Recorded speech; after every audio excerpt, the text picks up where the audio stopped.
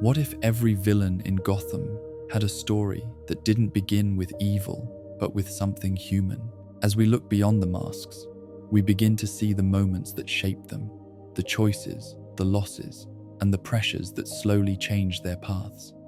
From minds drawn to chaos to hearts holding on to the past, each journey reveals a deeper side of the city and the people within it. But as these stories unfold, a question quietly begins to form. Are these figures truly different from the hero who stands against them? Or are they reflections of the same world, shaped by the same forces in different ways? Gotham's shadow, where villains are born. Gotham is often described as a city, but that word feels too simple for something that moves, breathes, and shapes the lives of the people inside it in ways that are quiet at first, and then overwhelming once you begin to notice the patterns that repeat again and again, like footsteps echoing through empty streets long after everyone has gone home.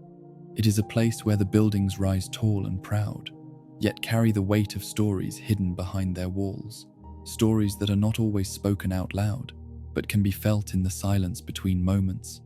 in the flicker of streetlights, and in the distant sound of sirens that never seem to fully stop. Gotham is not just where events happen, it is something that influences those events, something that slowly shapes the people who live there until they begin to change in ways they may not even understand.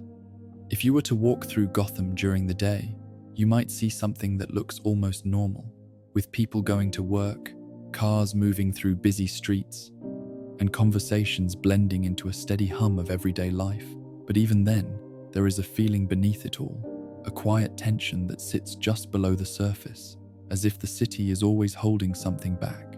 And when night begins to fall, that feeling becomes more visible, as shadows stretch longer across the ground, and the parts of the city that were hidden during the day begin to reveal themselves in subtle ways, not through sudden changes, but through a slow shift in atmosphere that makes everything feel heavier, more uncertain, and harder to trust. What makes Gotham different is not just the crime that exists within it, but the way that crime seems to grow, almost as if the city itself allows it to take root and spread, feeding on the cracks in its system, on the places where fairness is supposed to exist but does not, and on the moments where people are left without support, without guidance, and without a clear path forward. Crime in Gotham is not always loud or dramatic at the beginning. Sometimes it starts in small ways, in quiet decisions, in moments where someone feels ignored, pushed aside, or treated unfairly. And over time, those small moments begin to build, layering on top of each other until they form something much larger, something that begins to shape a person's view of the world. Corruption plays a powerful role in this process, not because it is always obvious, but because it is often hidden in places where trust is supposed to exist, in systems that are meant to protect people, but instead fail them in ways that feel personal, even if they are part of a larger pattern. When the people who are meant to uphold fairness begin to bend the rules, or look the other way, or act in their own interest instead of the interest of others, it creates a sense that the system cannot be relied on. And once that belief begins to take hold, it changes how people respond to the world around them. It becomes harder to believe in justice, harder to believe in order, and easier to believe that survival depends on taking control in whatever way is possible. Inequality adds another layer to this, creating a gap between those who have power and those who feel like they are constantly reaching for something just out of their grasp. And in a city like Gotham, that gap is not just about money, but about opportunity, about safety, and about the ability to feel seen and valued. When people grow up in environments where resources are limited, where danger feels close, and where the future does not seem clear, it can shape the way they think, the way they act, and the way they understand their place in the world. Over time, this can lead to feelings of frustration, anger, or even hopelessness. And those feelings do not simply disappear. They stay, they grow, and they look for a way to express themselves. For some, that expression takes the form of resistance, a quiet determination to rise above the challenges, to find a different path, and to hold on to a sense of right and wrong, even when it feels difficult. And it is from this group that figures like Batman begin to emerge. Individuals who see the same darkness but choose to face it in a way that is guided by a sense of purpose. But for others, the path looks different, not because they are born different, but because their experiences lead them in another direction. One where the idea of control becomes more important than the idea of fairness, and where the need to be seen, heard, or respected begins to outweigh the need to follow rules that no longer feel meaningful. This is where Gotham begins to reveal one of its most important truths, which is that the line between hero and villain is not always as clear as it might seem, because both are shaped by the same environment,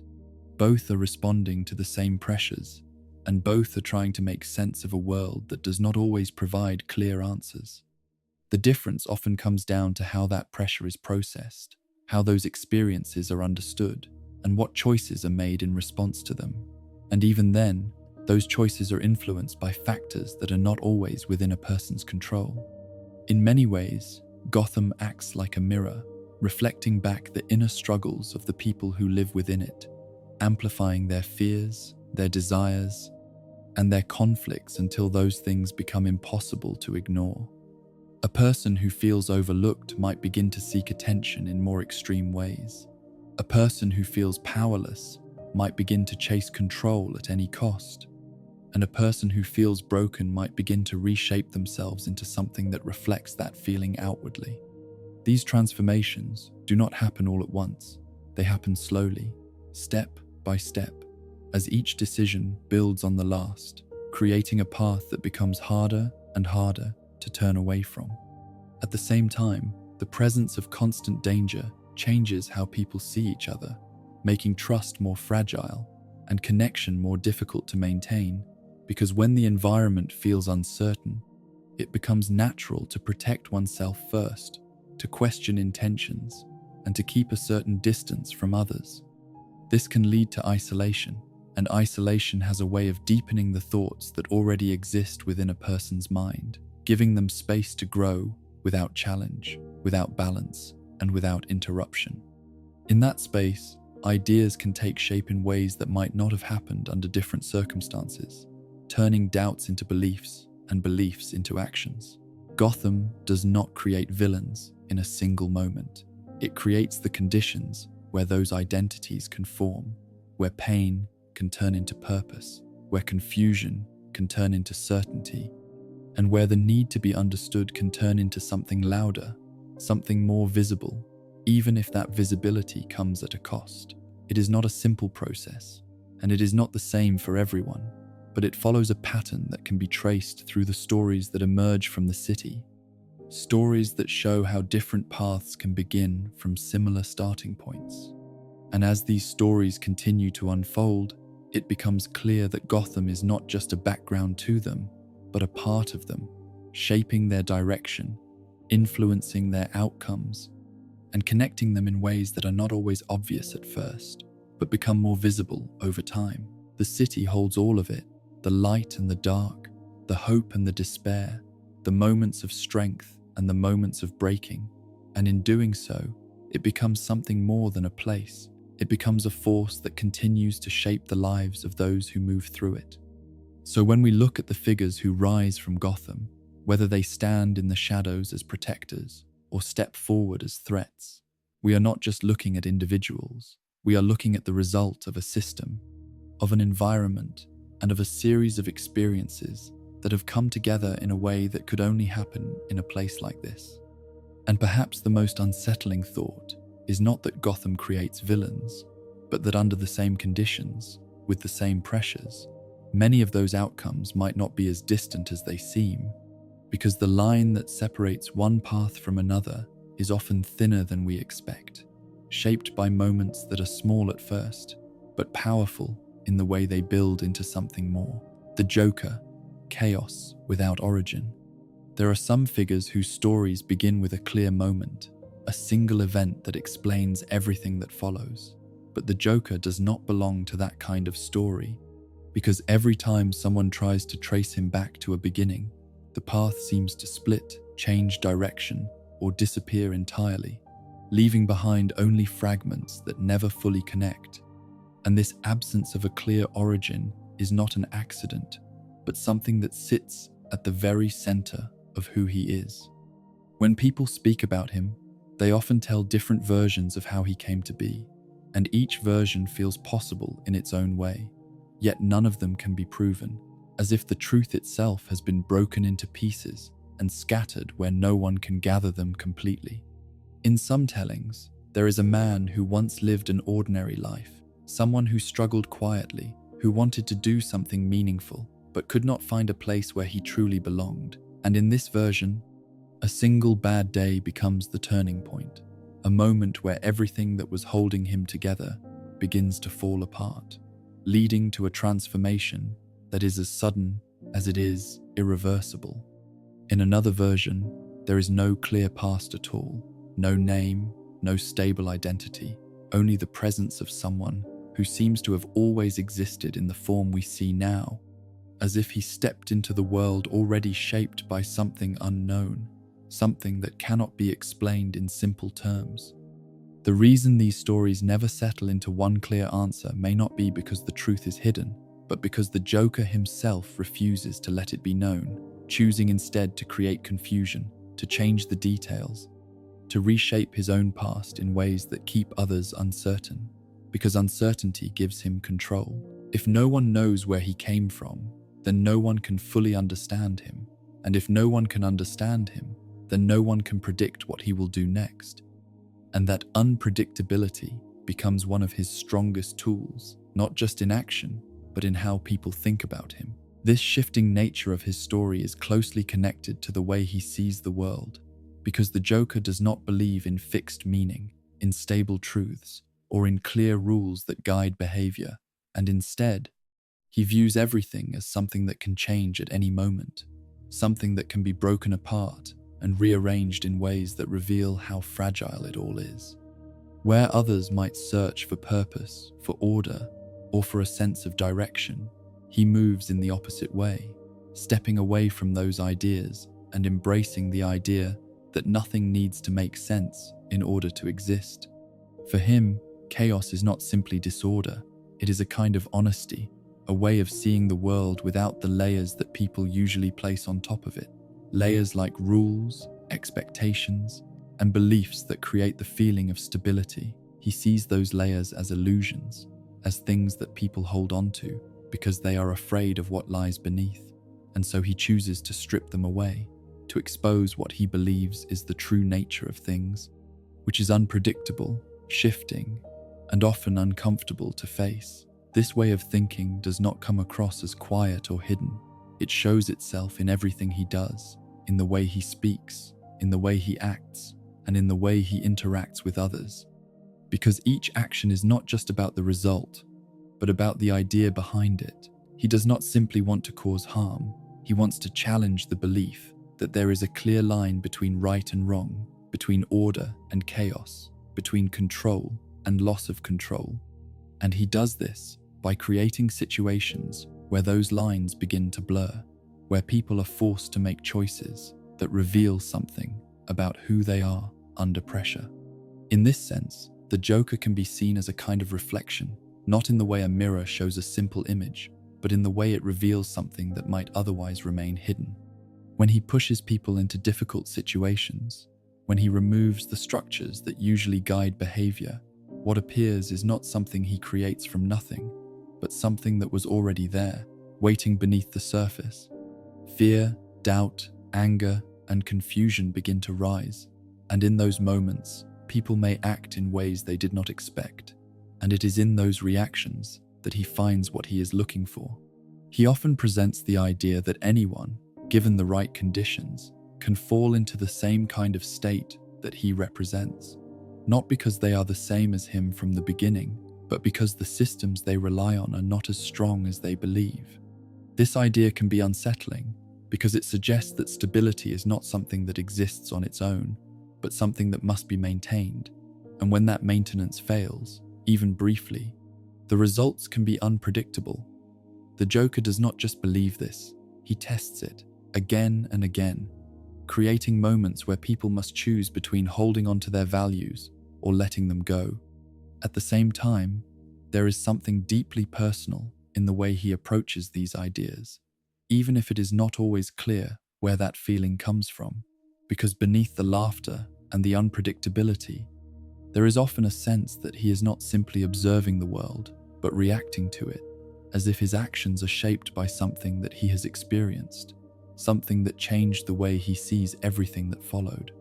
This does not mean that his behavior can be reduced to a simple explanation, but it does suggest that there is a connection between the idea of a bad day and the way he views the world, even if that connection is not tied to a single, clear event. The absence of a confirmed origin also allows him to exist in a space where he is not limited by a fixed identity, because if there is no single version of who he was, then there is no single version of who he must be. He can change, adapt, and reshape himself in response to different situations, and this flexibility makes him difficult to contain, not just physically, but in the way people try to understand him. Every attempt to define him feels incomplete, because the moment a definition begins to form, it is already shifting into something else. This constant movement between possibilities reflects a deeper idea about randomness, which is the sense that events do not always follow a clear pattern, that outcomes are not always connected to intentions, and that meaning is not always present in the way people expect it to be. The Joker does not resist this randomness, he embraces it, and in doing so, he becomes a symbol of it, a figure who represents the idea that the world does not always operate in a way that feels fair or predictable. In a place where systems are already fragile, where trust is already uncertain, and where stability is already difficult to maintain, this kind of presence has a powerful effect because it does not simply add to the existing problems. It changes how those problems are understood.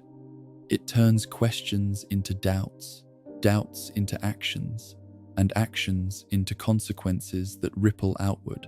affecting more than just the moment in which they occur. And yet, even as he challenges the idea of meaning, he creates a kind of meaning through his actions, not in the sense of providing answers, but in the sense of forcing others to confront questions they might otherwise avoid. He brings attention to the weaknesses in systems, to the limits of control, and to the ways in which people respond when those limits are reached. In this way, he becomes part of a larger pattern, one that connects individual choices to the environment in which they are made, showing how both are intertwined. The Joker does not stand apart from the world he moves through. He is shaped by it, and in turn shapes it, creating a cycle that continues as long as the conditions that allow it remain. His lack of a clear beginning does not make him less real. It makes him more difficult to place, more difficult to resolve, and more deeply connected to the idea that some things cannot be easily explained or neatly understood. So when people try to ask where he came from, they may be asking a question that does not have a single answer, because the Joker is not just the result of one moment, but the result of many possibilities, all existing at once, all contributing to the figure that stands before them. And in that uncertainty, in that refusal to be defined, there is a kind of truth that reflects the randomness he represents, a reminder that not everything follows a clear path, and that sometimes the absence of an answer can be just as powerful as the answer itself. Harley Quinn, love turned madness. Before she was known by a name that echoed through Gotham's darker corners, before the bright colors and laughter that felt both playful and unsettling, there was a woman who chose a path built on understanding people, someone who believed that the human mind, no matter how complicated, could be studied, understood, and even helped if given enough care and attention. Harley Quinn was not someone who stepped into chaos from the beginning, but someone who moved toward it slowly, guided by curiosity, ambition, and a desire to prove that she could reach places others could not, especially when it came to those who had been pushed far from what most would call normal. Her early life, as it is often described, shows someone who worked hard to build a future that felt stable, someone who pursued education with determination, eventually finding her way into a role where she could study behavior, emotions, and the hidden reasons behind people's actions. As a psychiatrist working in Arkham Asylum, she entered a place where broken thoughts and painful experiences were not exceptions, but the daily reality, where each patient carried a story that had led them there, and where the line between understanding and danger was never as clear as it might seem from the outside. At first, this environment may have felt like an opportunity, a chance to stand out, to take on cases that others might avoid, and to prove that she could make a difference where it mattered most. In places like Arkham, where many had already been labeled as lost causes, the idea of reaching someone, of helping them return to a place of balance, can feel both challenging and rewarding. And for someone like Harleen, that challenge may have been part of what drew her in, pushing her to go further, to ask deeper questions, and to engage more closely with those she was meant to study. It is within this setting that her path crossed with the Joker, a figure who did not fit easily into the frameworks that psychiatry often relies on, someone whose behavior seemed to shift, whose words could be both playful and unsettling, and whose presence carried a kind of energy that was difficult to ignore. For a professional trained to observe, to listen, and to analyze, encountering someone like him could feel like standing in front of a puzzle that refuses to be solved, a challenge that invites attention and demands it at the same time. Their interactions began as part of her role, structured conversations meant to explore his thoughts, his feelings, and the possible reasons behind his actions. And in those early moments, there may have been a sense of control, a belief that she was the one guiding the process, asking the questions, and maintaining the boundaries that defined her position. But over time, those boundaries began to shift, not all at once, but in small, almost unnoticeable ways, as conversations became more personal, as curiosity turned into fascination, and as the lines between observer and participant began to blur. The Joker, in his own way, understands how to reach people, not through simple words, but through a deeper awareness of what draws attention, what creates emotional responses, and what can slowly change the way someone thinks or feels without them fully realizing it. In Harleen's case, this may have involved a mix of attention, unpredictability, and a sense of connection that felt unique, as if she was seeing something in him that others could not, or perhaps something that others refused to see. This feeling of being the one who understands can be powerful, especially in a place where many stories end in distance and disconnection. As their interactions continued, the balance of control began to shift further, with Harleen moving closer, not just physically, but emotionally, investing more of herself into the relationship, believing that she could reach him, that she could help him, and that in doing so, she could prove something about her own ability and purpose. This belief, while rooted in a desire to do good, also created a vulnerability, because it opened the door for influence to move in the opposite direction, from patient to doctor, from subject to observer. Emotional manipulation does not always appear as something forceful or obvious. It often works through subtle changes, through moments that feel personal, through words that create a sense of closeness, and through actions that build a connection over time. In this case, the Joker's way of interacting, his shifting tone, his unpredictable behavior, and his ability to focus attention all played a role in shaping how Harleen began to see him, not just as someone to study, but as someone to understand on a deeper level, someone who might need her in a way that felt meaningful. This sense of being needed can become a powerful force, especially when combined with the belief that one has the ability to make a difference, because it creates a bond that goes beyond professional duty and enters a more personal space, where decisions are no longer guided only by rules, but by feelings, by attachment, and by a growing sense that stepping away would mean abandoning something important. Over time, this bond can lead to dependency, not always in a way that is immediately clear, but in a way that shapes choices, priorities, and the direction of one's actions. Harleen's transformation into Harley Quinn did not happen in a single moment, but through a series of decisions that moved her further from the role she once held and closer to a new identity that reflected the connection she had formed. Each step may have felt justified at the time, shaped by emotion, by belief, and by the influence of the person she had grown attached to, until eventually,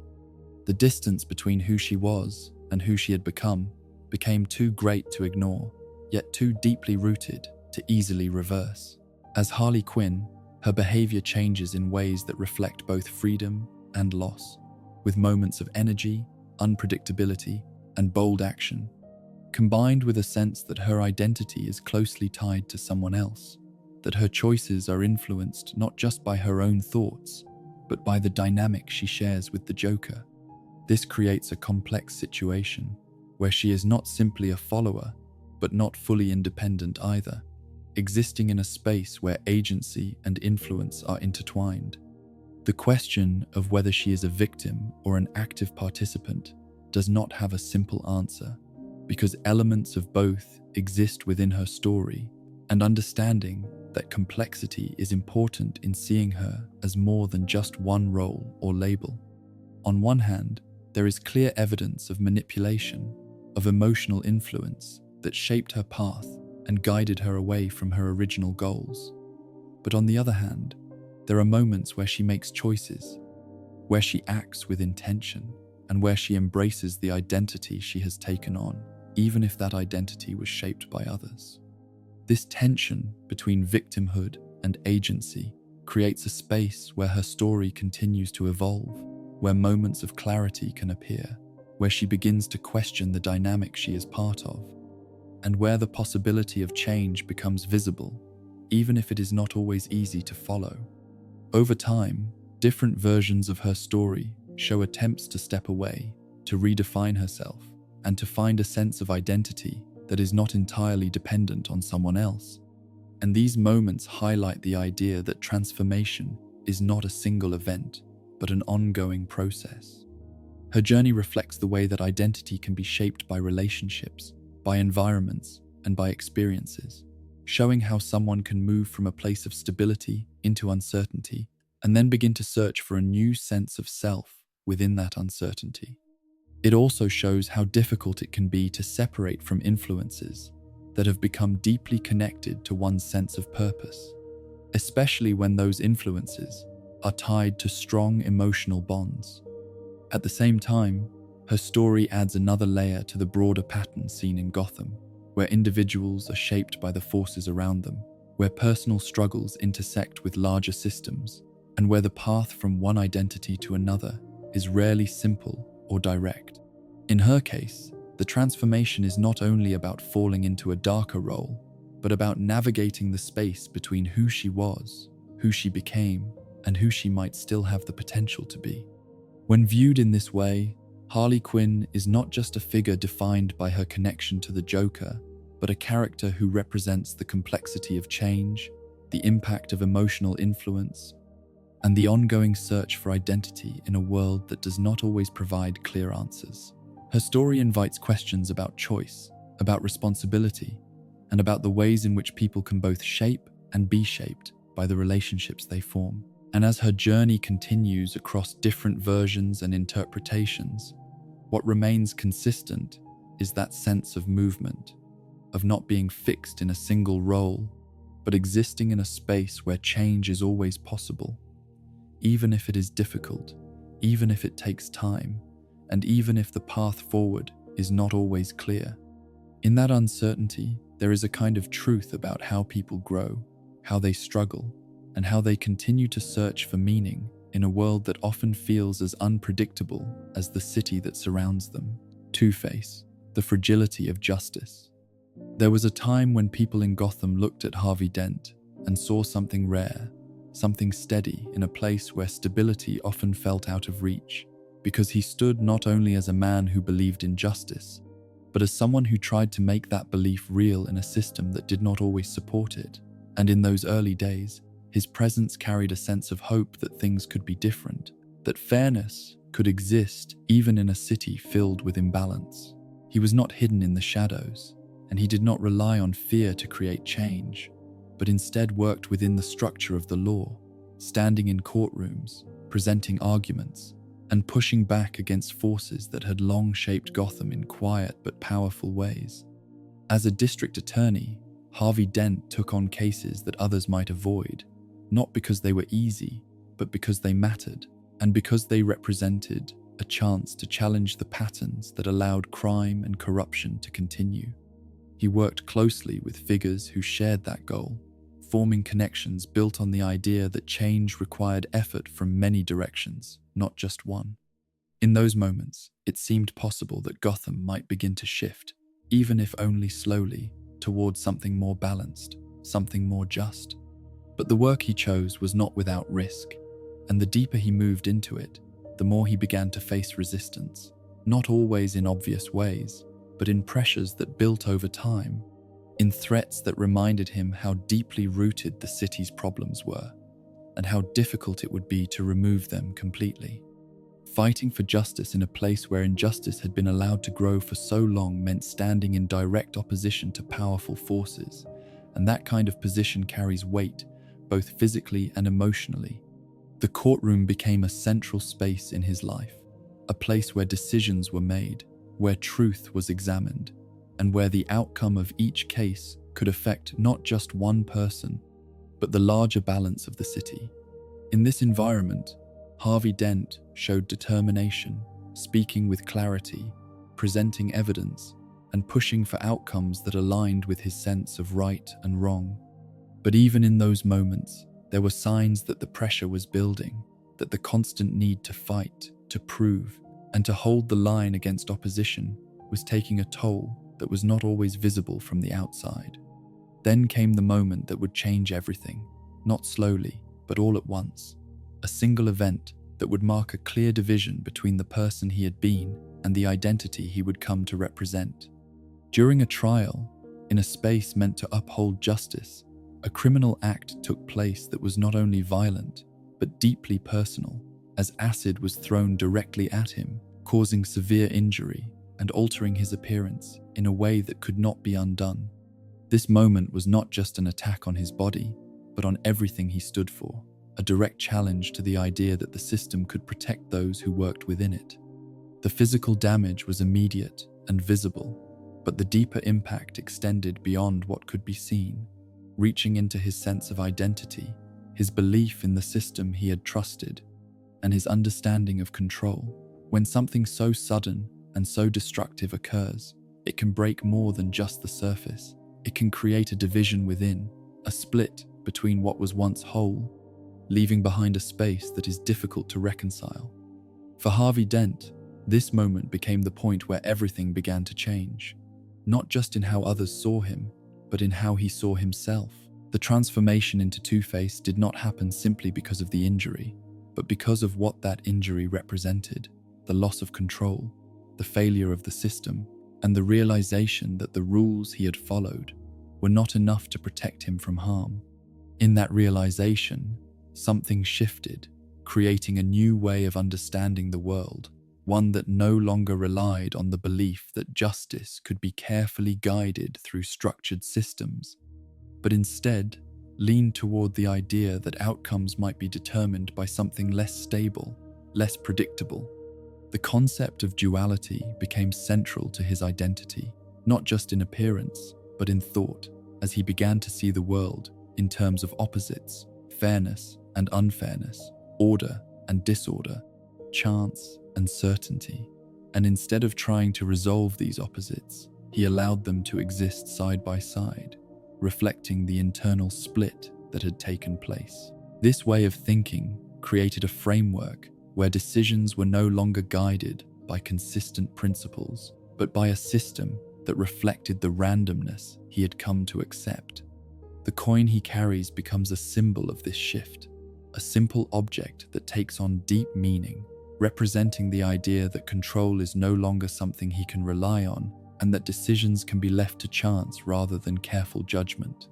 When he flips the coin, he is not just making a choice. He is removing the burden of choosing, placing the outcome in the hands of something that cannot be influenced, something that reflects the unpredictability he now sees as a core part of reality.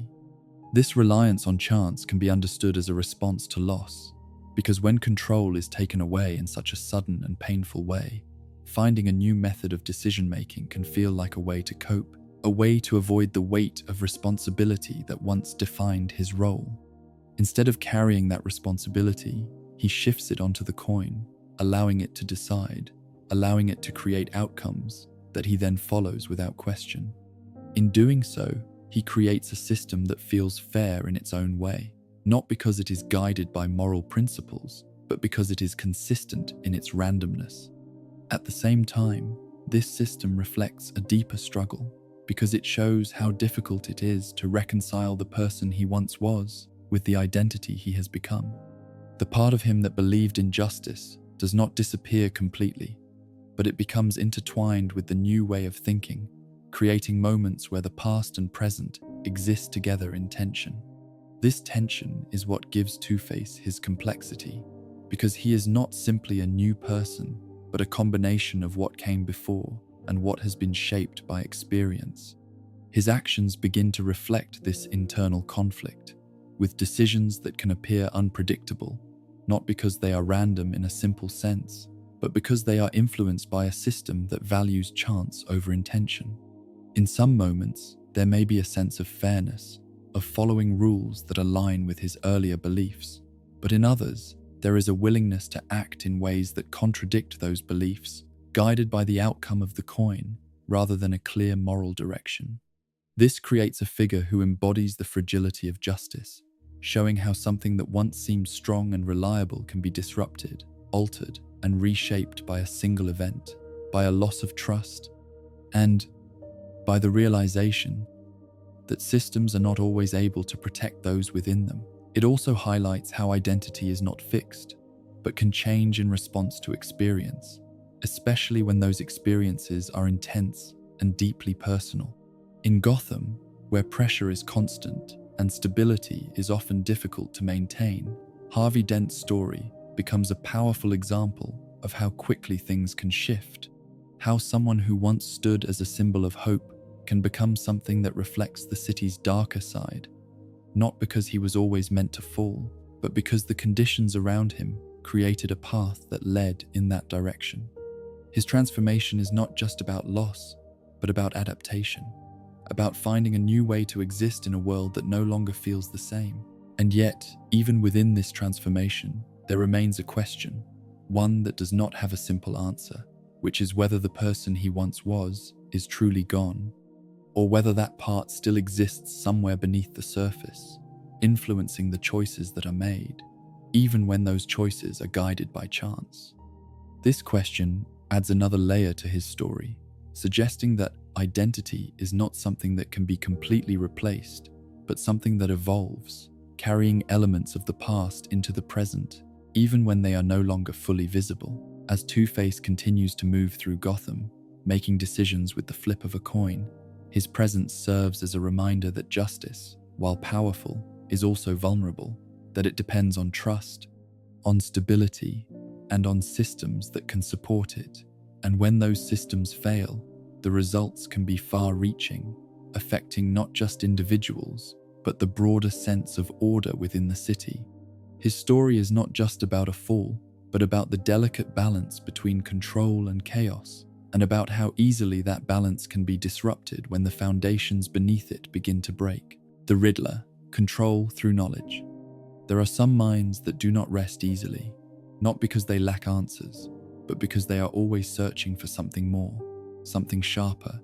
something that proves beyond doubt that they see the world more clearly than others. And Edward Nygma is one of those minds, shaped by a deep need to understand, to solve, and most of all, to be recognized for that ability. From an early point in his life, there is often a sense that knowledge was not simply a tool for him,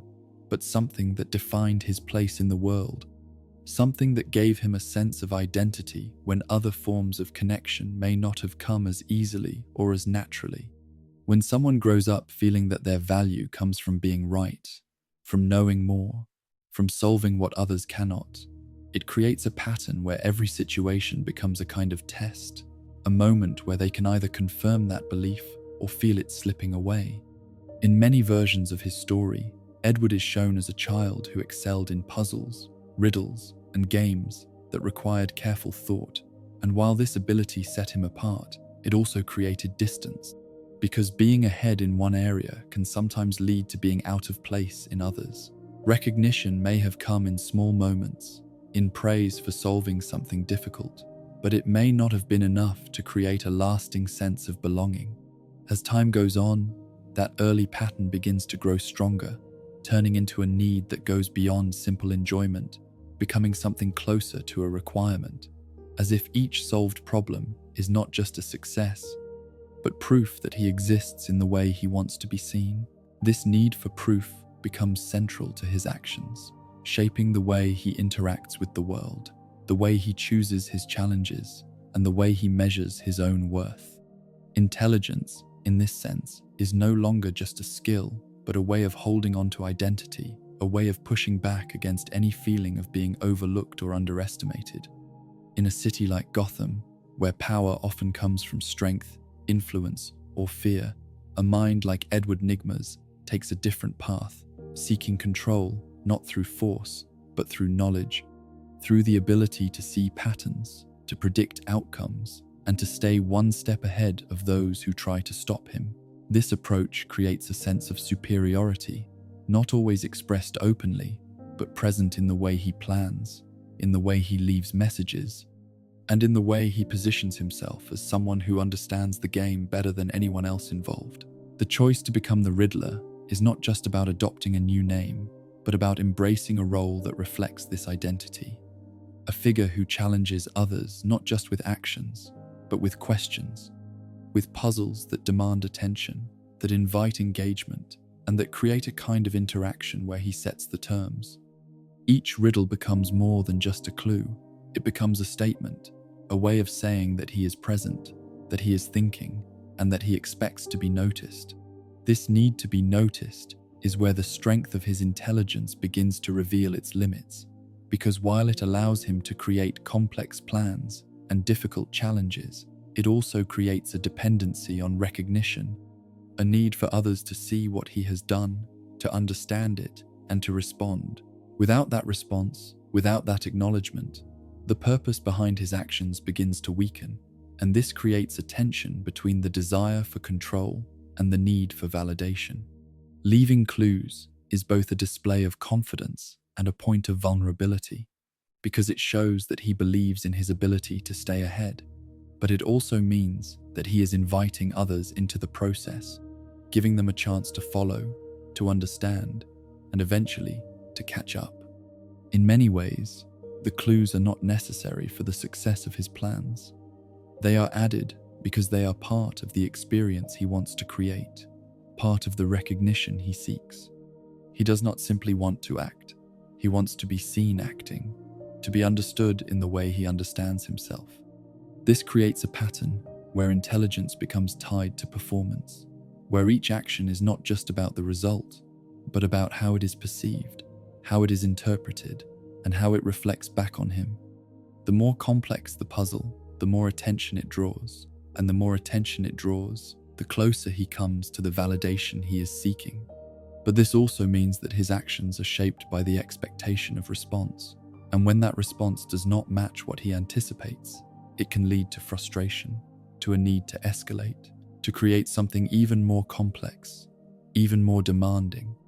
Over time, this cycle can turn intelligence into something that is no longer balanced, but driven by obsession, where the need to prove oneself becomes stronger than the original curiosity that once guided it. What may have started as a genuine interest in solving problems becomes a constant effort to demonstrate superiority, to stay ahead, to ensure that there is no doubt about his position. This shift changes the way he approaches challenges, making them less about understanding and more about winning, less about exploration and more about control. At the same time, there is a sense that beneath this need for validation, there is a fear of being ignored, of being seen as ordinary, or of losing the identity that has been built around intelligence. This fear may not always be visible, but it influences the choices he makes, pushing him to create situations where his presence cannot be overlooked, where his actions demand attention, and where his identity is reinforced through the reactions of others. The interaction between the Riddler and those who try to stop him becomes a central part of this dynamic, especially when it comes to figures who represent a different kind of intelligence, a different way of approaching problems.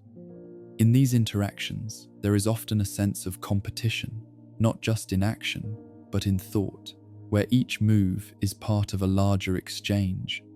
a back and forth that reflects the desire to prove who sees more clearly, who understands more deeply, and who can outmaneuver the other. This competition adds another layer to his need for recognition, because it is not enough to simply succeed. He wants to succeed in a way that is acknowledged by those he sees as equals or rivals, creating a situation where validation comes not just from the act itself, but from the response of those who can appreciate its complexity. This creates a relationship that is both adversarial and connected,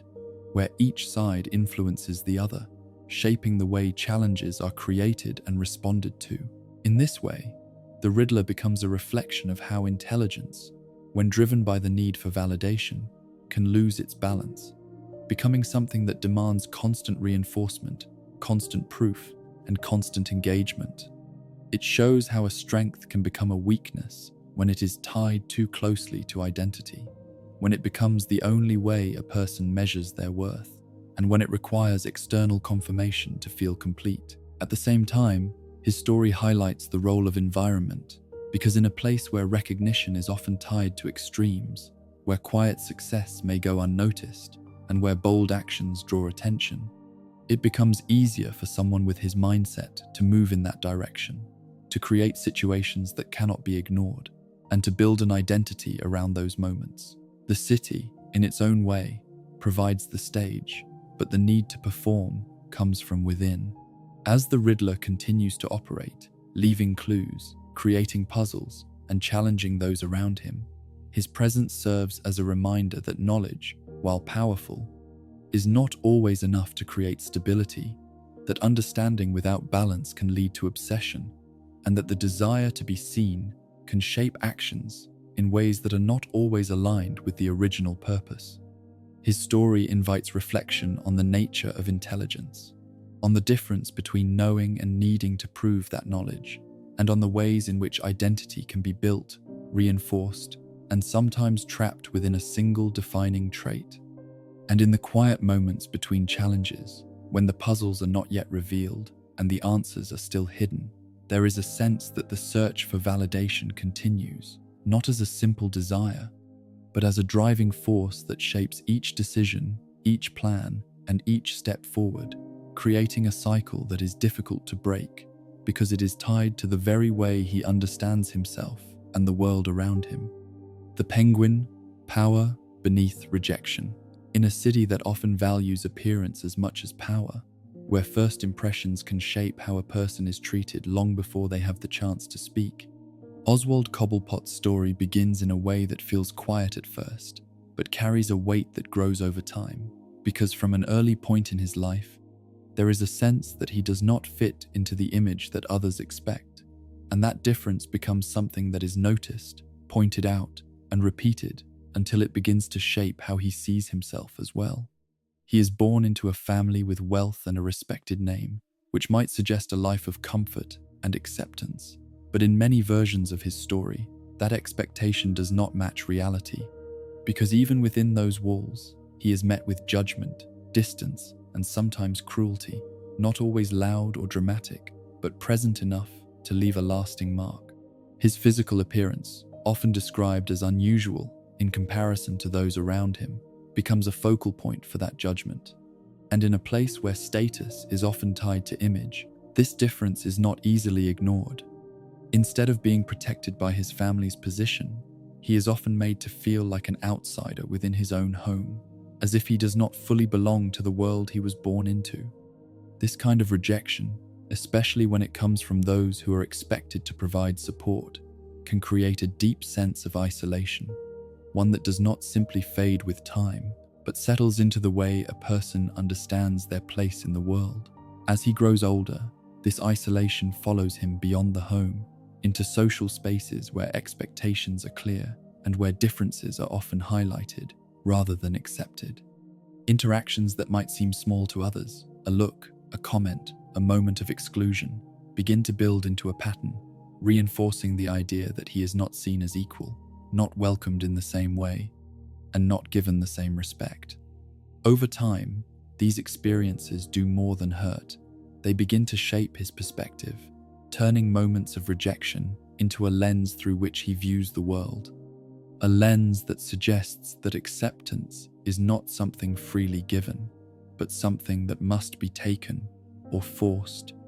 In response to this, a shift begins to take place, not all at once, but gradually, as he starts to look for ways to gain control in an environment where he has often felt powerless. If he cannot fit into the expectations of others, then perhaps he can create his own space, one where the rules are different, where he decides what matters, and where his value is not measured by the same standards that once excluded him. This idea becomes a driving force, pushing him to move away from the path that was expected of him and toward one that offers a different kind of power. His transformation into a figure known as the Penguin is not just about adopting a new identity, but about redefining himself in a way that turns perceived weakness into a form of strength. The name itself, often linked to the very traits that made him a target of ridicule, becomes something he embraces, reshaping it into a symbol that others come to recognize and, in time, fear. By taking ownership of the label that once hurt him, he changes its meaning, turning it from a point of rejection into a mark of identity that he controls. The path he chooses leads him into the world of crime, but not in a reckless or impulsive way, rather in a calculated manner, where each step is taken with the goal of building influence, of creating networks, and of establishing a position that cannot be easily challenged. Unlike some who rely on chaos or unpredictability, Oswald Cobblepot moves with intention, focusing on structure, on organization, and on the careful management of relationships that allow him to expand his reach. In this way, his approach reflects a desire not just to survive, but to dominate, to ensure that he is never again placed in a position where he feels small or overlooked. The Iceberg Lounge, often associated with his operations, becomes more than just a location. It becomes a symbol of the world he has built, a place where he sets the tone, where he decides who enters, who stays, and who leaves. It is a space that reflects his need for control, for order, and for recognition, combining elements of high society with the underlying presence of criminal activity, creating an environment where appearances and reality exist side by side. In this space, he is no longer the one being judged, but the one doing the judging, no longer the outsider, but the one at the center. His rise to power is driven by more than ambition. It is fueled by a deep need to prove that he belongs, that he has a place, and that he can command respect in a way that cannot be ignored or dismissed. This need shapes his actions, guiding the way he interacts with others, the way he builds alliances, and the way he responds to challenges. Respect, for him, is not something that can be requested. It must be enforced, and once it is established, it must be maintained at all costs. At the same time, there is a complexity to his character that goes beyond simple control, because beneath the structured exterior, there remains the memory of what it felt like to be excluded, to be treated as less, and to be pushed aside. This memory does not disappear, even as he gains power,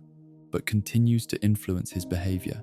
creating moments where his reactions are shaped not just by the present situation,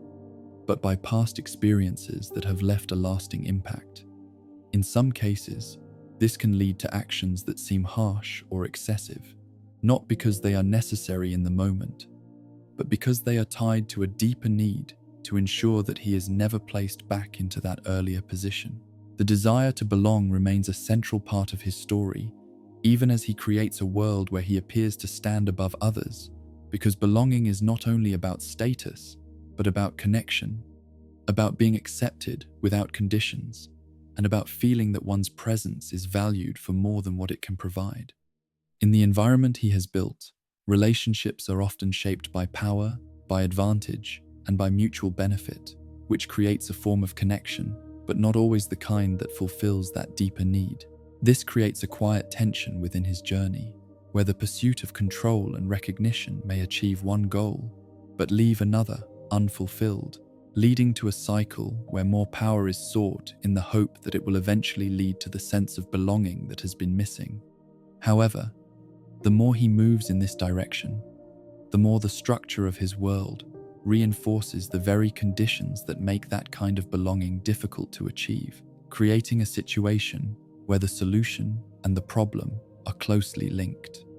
In the larger context of Gotham, Oswald Cobblepot's story reflects the way that rejection can shape identity, showing how experiences of isolation can lead to paths that focus on control, on status, and on the creation of spaces where one's value is no longer questioned. It also highlights how the desire to belong can remain present, even when it is not openly expressed, influencing decisions in ways that are not always immediately visible. His presence in the city adds another layer to the pattern that connects many of its figures, where personal experiences intersect with larger systems, where individual choices are shaped by the environment, and where the line between strength and vulnerability is not always clear. He stands as an example of how someone can take the very traits that were once used against them and reshape them into something that commands attention, even if that transformation comes with its own set of challenges. And as he continues to move through the world he has created, maintaining his position, managing his influence, and responding to the constant shifts around him, there remains a sense that his journey is not only about power, but about something deeper, something that began long before his rise, and that continues to shape the way he sees himself and the place he occupies within a city that once turned him away. Catwoman, survival in the grey. Some lives do not begin with safety or certainty, and instead unfold in places where every day requires attention, quick thinking, and the ability to move through the world without being noticed unless it is necessary. And Selina Kyle's story grows from that kind of beginning, shaped by streets that teach lessons without words, where survival is not something that can be delayed or planned far ahead, but something that must be handled moment by moment, with choices that carry weight even when they seem small. In environments where resources are limited and protection is not guaranteed, a person learns early how to read situations, how to understand people quickly, and how to rely on themselves when there is no one else to depend on, and these early lessons become the foundation of everything that follows. Her childhood is often described as unstable, marked by loss, distance, or the absence of consistent care, and in those gaps, she begins to build her own way of moving through the world, learning how to adapt rather than waiting for things to improve. In many tellings, she grows up in parts of Gotham where the edges of society are more visible, where wealth and comfort feel distant, and where the difference between having enough and having nothing can be measured in a single day. These conditions do not simply create hardship, they shape awareness, because when a person must pay attention to everything around them in order to stay safe, they begin to notice details that others might overlook, and those details become tools. Independence, in this context, is not a choice made from preference, but something that develops out of necessity, because when support is uncertain, the only reliable option becomes the self. And over time, this builds a sense of confidence that is tied closely to survival. Selina learns how to take care of herself, how to move quietly, how to avoid danger when possible and face it when necessary, and how to make decisions that prioritize staying one step ahead of whatever might come next. These skills do not appear suddenly, but grow slowly, shaped by experience, by mistakes, and by the need to keep going even when the path is unclear. As she becomes older, these abilities begin to take a more defined form, leading her into a life where taking what she needs becomes part of how she survives, not out of simple desire, but as a response to a system that has not provided her with the same opportunities as others. Theft, in this sense, is not always about greed, but about access, about finding a way to balance a world that feels uneven, where some have more than they need, while others struggle to have enough. This does not mean that her actions are without consequence, but it does place them within a context that is shaped by her experiences, by the environment she has grown within. The identity of Catwoman emerges from this foundation, not as a complete break from who she was, but as an extension of it, a way of expressing the skills she has developed and the perspective she has formed. The name itself carries a sense of movement, of quiet presence, of watching and waiting, and then acting with precision when the moment is right. Her approach is not about overwhelming force, but about agility, awareness, and the ability to move through spaces in ways that others cannot easily follow. At the same time, her actions do not fit neatly into simple categories, because while she may take from others, she also shows moments of care, of protection, and of choosing to help when it matters, especially when it comes to those who are in situations similar to what she once experienced. This creates a kind of balance that is not fixed, but shifting, where each situation is approached on its own terms, rather than being guided by a strict set of rules. In this way, she exists in a space that is neither fully aligned with the law, nor completely opposed to it, moving between those positions, depending on what feels right in the moment. This moral ambiguity is a central part of her identity, because it reflects the reality of her experiences, where clear lines between right and wrong are not always present, and where decisions are often made based on immediate needs, personal values, and the understanding that survival sometimes requires choices that do not fit into simple definitions. She is not driven by a desire to create chaos, nor by a strict commitment to order, but by a sense of independence that allows her to define her own path, even when that path changes direction.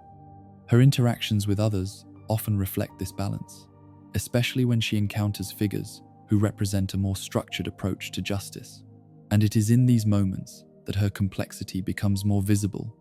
because she does not simply oppose or align, but engages in a way that reveals both differences and similarities.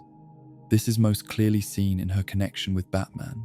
a relationship that cannot be reduced to a single label because it contains elements of tension, understanding, challenge, and connection all at once. When they meet, there is an immediate sense that they recognize something in each other, not in the details of their actions, but in the way they move through the world, in the way they operate within the same environment, while holding different views on how to respond to it.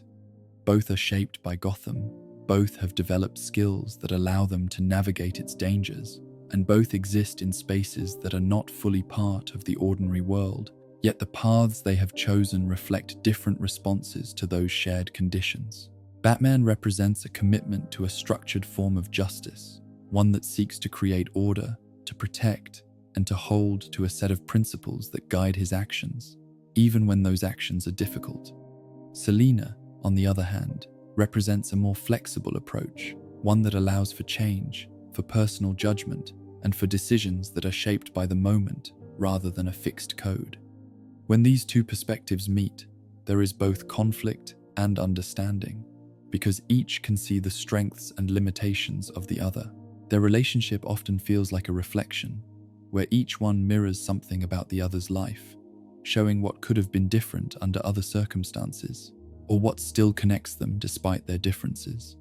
There are moments where they stand on opposite sides, where their goals do not align, and where their choices lead them in different directions. But there are also moments where they come closer, where they work together, or where they simply acknowledge the presence of the other without needing to change it. This dynamic creates a space where connection exists without complete agreement, where trust is present but not absolute, and where each interaction adds another layer to how they understand each other. It is not a simple bond, but a complex one, shaped by shared experiences, by differences in approach, and by a mutual awareness that the line between their paths is not as wide as it might seem from a distance. Selina's story continues to move between these spaces, never fully settling into one role, because her identity is built on movement, on adaptation, and on the ability to exist within uncertainty. She is a thief, but not only that, an ally at times, but not always, a protector in certain moments, and an independent figure who resists being defined by any single label. This fluidity is not a weakness, but a reflection of the world she comes from, a world where fixed roles are not always possible, and where survival requires the ability to change. In Gotham, where many figures are shaped by extreme experiences, her path offers a different perspective, one that shows how survival can lead to complexity rather than a single outcome, and how identity can be formed not by choosing one side, but by navigating the space in between. Her presence adds depth to the larger picture, showing that not all stories follow the same pattern, and that there are ways of existing within the city that do not rely entirely on control or chaos, but on balance, on awareness, and on the ongoing process of deciding who to be in each moment. And as she continues to move through the shadows and the spaces in between, there is a sense that her journey is not about reaching a final answer, but about continuing to adapt, to respond, and to shape her own path in a place where certainty is rare, and where the ability to survive in the grey areas may be one of the most powerful skills of all. Scarecrow, fear as a weapon. There are some people who spend their lives trying to avoid fear, doing everything they can to stay away from it, to push it aside, or to hide from it when it appears. But there are others who move in the opposite direction, who lean closer, who study it, who want to understand where it comes from, how it grows, and what it does to the mind when it takes hold. And Jonathan Crane belongs to that second group, shaped by an interest that does not stay at the surface, but reaches deeper into the parts of the human experience that are often left unexplored because they are uncomfortable to face. From an early point in his life, there is often a sense that fear was not something distant for him, but something present, something that left an impression strong enough to shape his thoughts in lasting ways.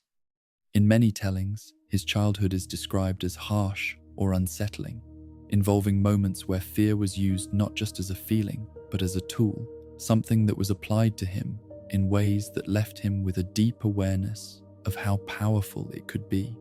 Whether it came from strict authority, from isolation, or from situations that placed him in environments designed to create discomfort, these early experiences did more than frighten him. They made him curious, turning fear from something to escape into something to examine. As he grows older, this curiosity begins to take a more structured form, leading him toward the study of psychology, where he can explore the workings of the mind in a formal way, learning about how emotions are formed, how they influence behavior, and how they can be measured, observed, and even influenced under certain conditions.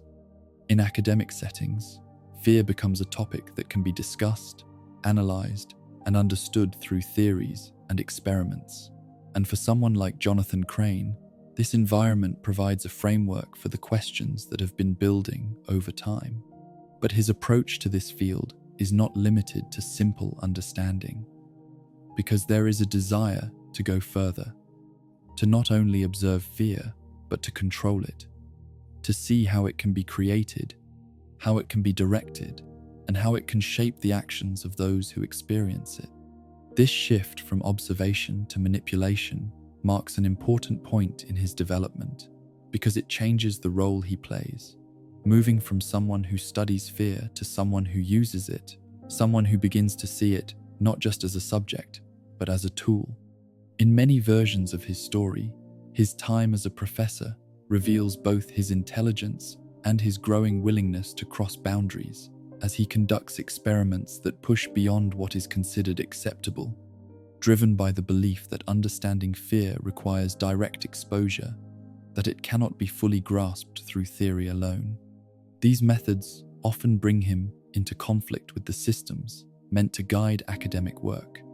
because they raise questions about ethics, about the limits of what should be done in the pursuit of knowledge, and about the difference between study and harm.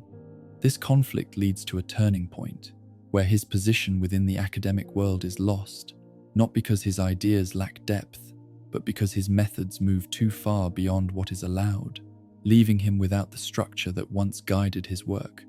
For some, this might signal an end, a moment to step back, but for Jonathan Crane, it becomes a shift, a movement into a new phase, where the limits that once held him back are no longer present, and where his focus on fear can continue without restriction.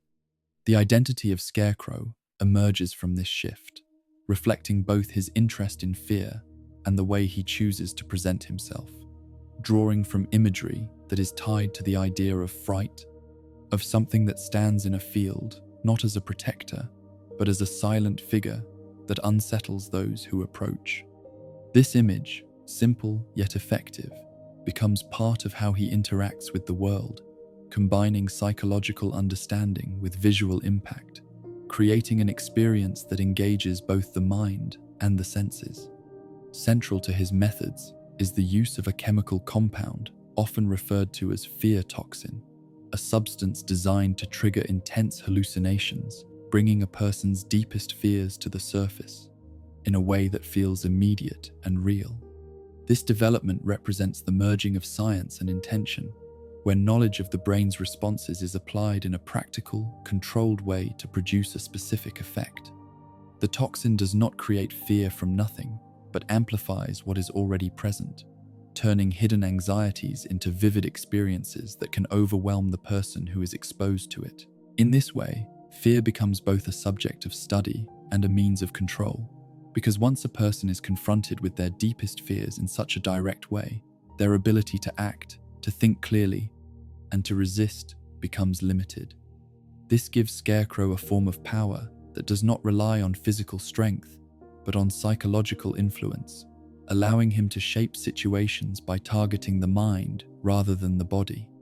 It is a method that reflects his understanding of how people respond under pressure, how fear can disrupt decision-making, and how it can be used to guide behavior in specific directions.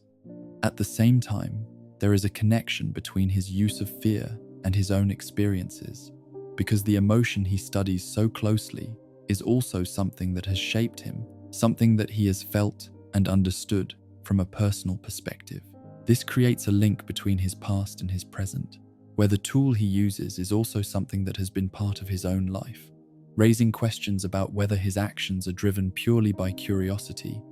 or whether they are also a response to what he has experienced, a way of turning something that once affected him into something he can control. This transformation of personal experience into method highlights the complexity of his character, showing how knowledge and emotion can become intertwined, how understanding can lead to influence, and how influence can be used in ways that go beyond the original purpose. It also shows how a focus on a single idea, when taken to an extreme, can shape a person's entire identity, turning curiosity into obsession and study into action.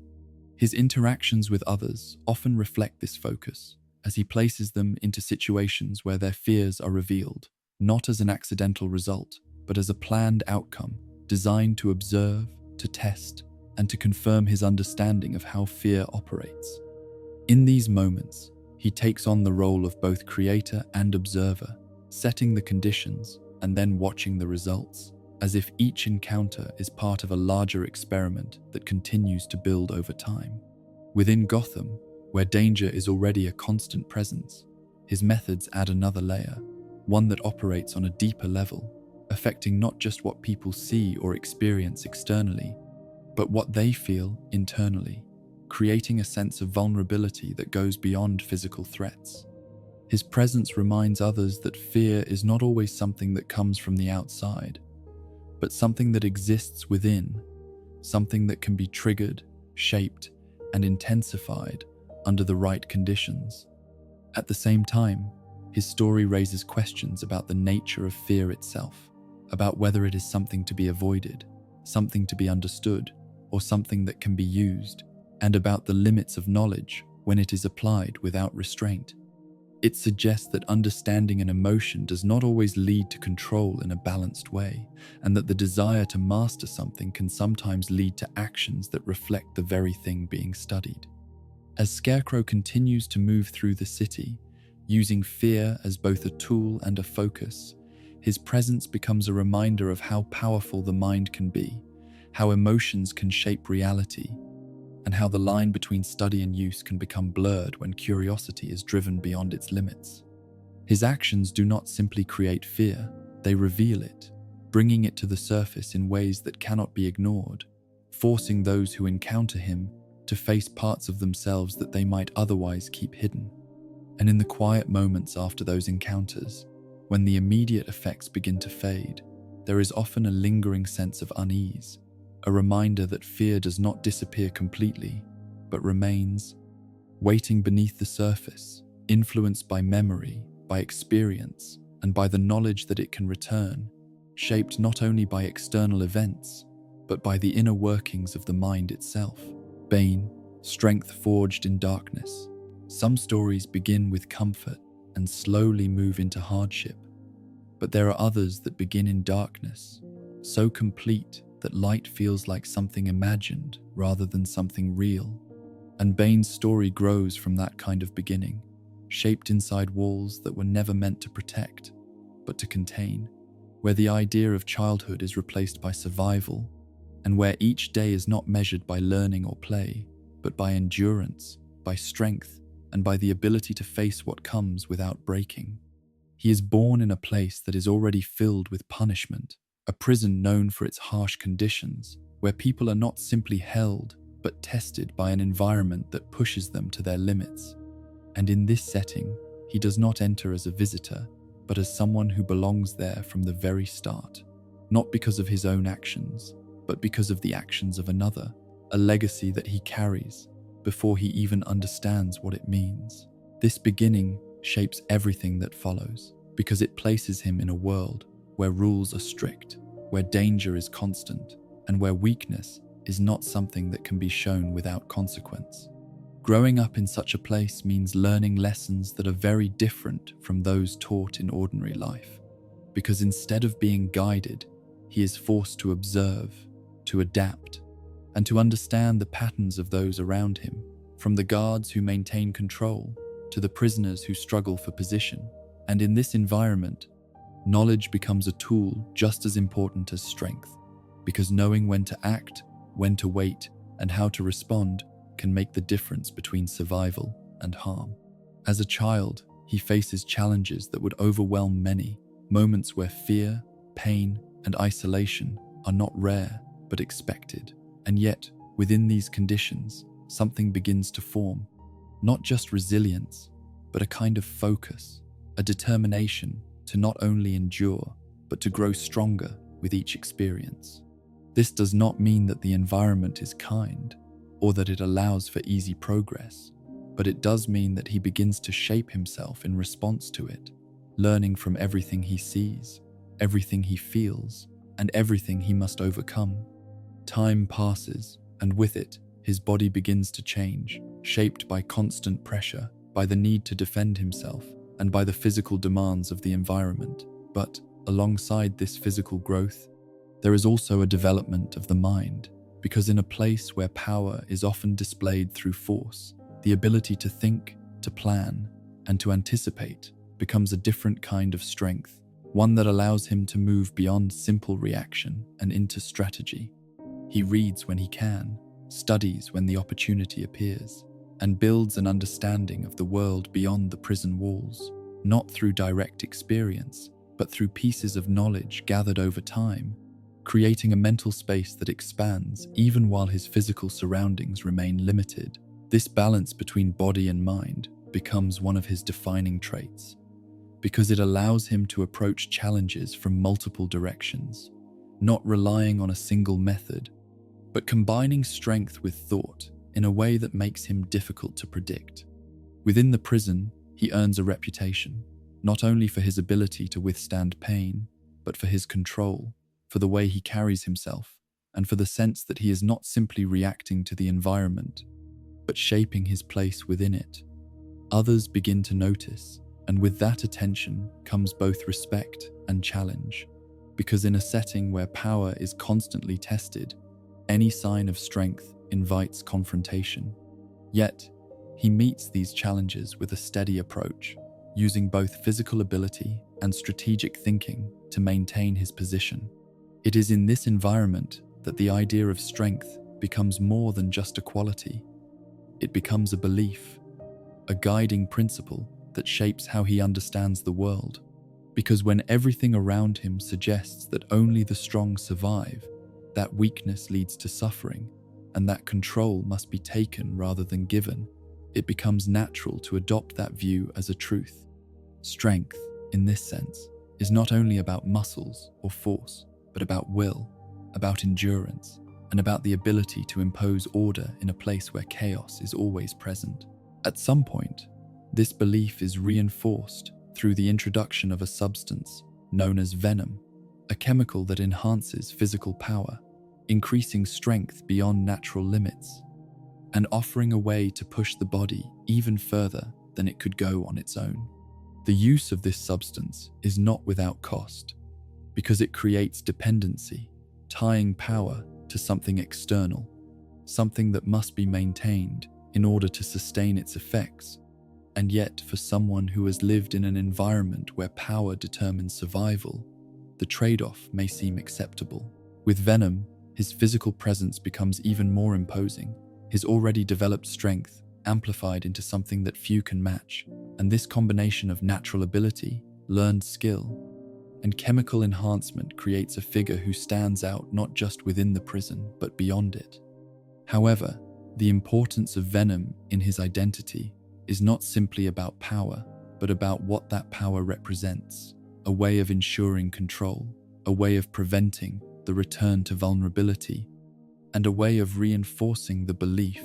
that strength is the only reliable path. Eventually, the walls that once contained him are no longer enough to hold him, and his story moves beyond the prison into the wider world, where the lessons he has learned are applied on a larger scale, where the focus on strength, strategy, and control shapes his actions as he enters a city that is very different from where he began, yet carries its own form of darkness. In Gotham, he finds a place where power is contested, where figures rise and fall, and where the idea of strength can take many forms. His approach to this new environment reflects everything he has learned, combining patience with action, observation with decision, and force with planning, because he does not rush without reason, but studies, waits, and chooses his moments carefully. This makes him not just a physical threat, but a strategic one, someone who understands that true control comes not from acting first, but from acting at the right time. His encounters with others, especially those who represent different forms of strength, become moments where his beliefs are tested, where his understanding of power is challenged, and where the balance between physical ability and mental strategy is placed into focus. In these moments, it becomes clear that his journey is not only about proving strength, but about defining it, about understanding what it means, and about showing that it can take many forms. At the center of his story is the idea that strength is destiny, that it is the force that shapes outcomes, that determines who rises and who falls, and that provides a path forward in a world that does not offer fairness or protection. This belief drives his actions, guiding his decisions, and shaping the way he interacts with others. Because if strength is destiny, then every action becomes a step toward fulfilling that destiny. Every challenge becomes an opportunity to prove it, and every victory becomes confirmation. And yet, there is also a question that remains, one that sits quietly beneath the surface, which is whether strength alone is enough, whether it can provide not only survival, but meaning,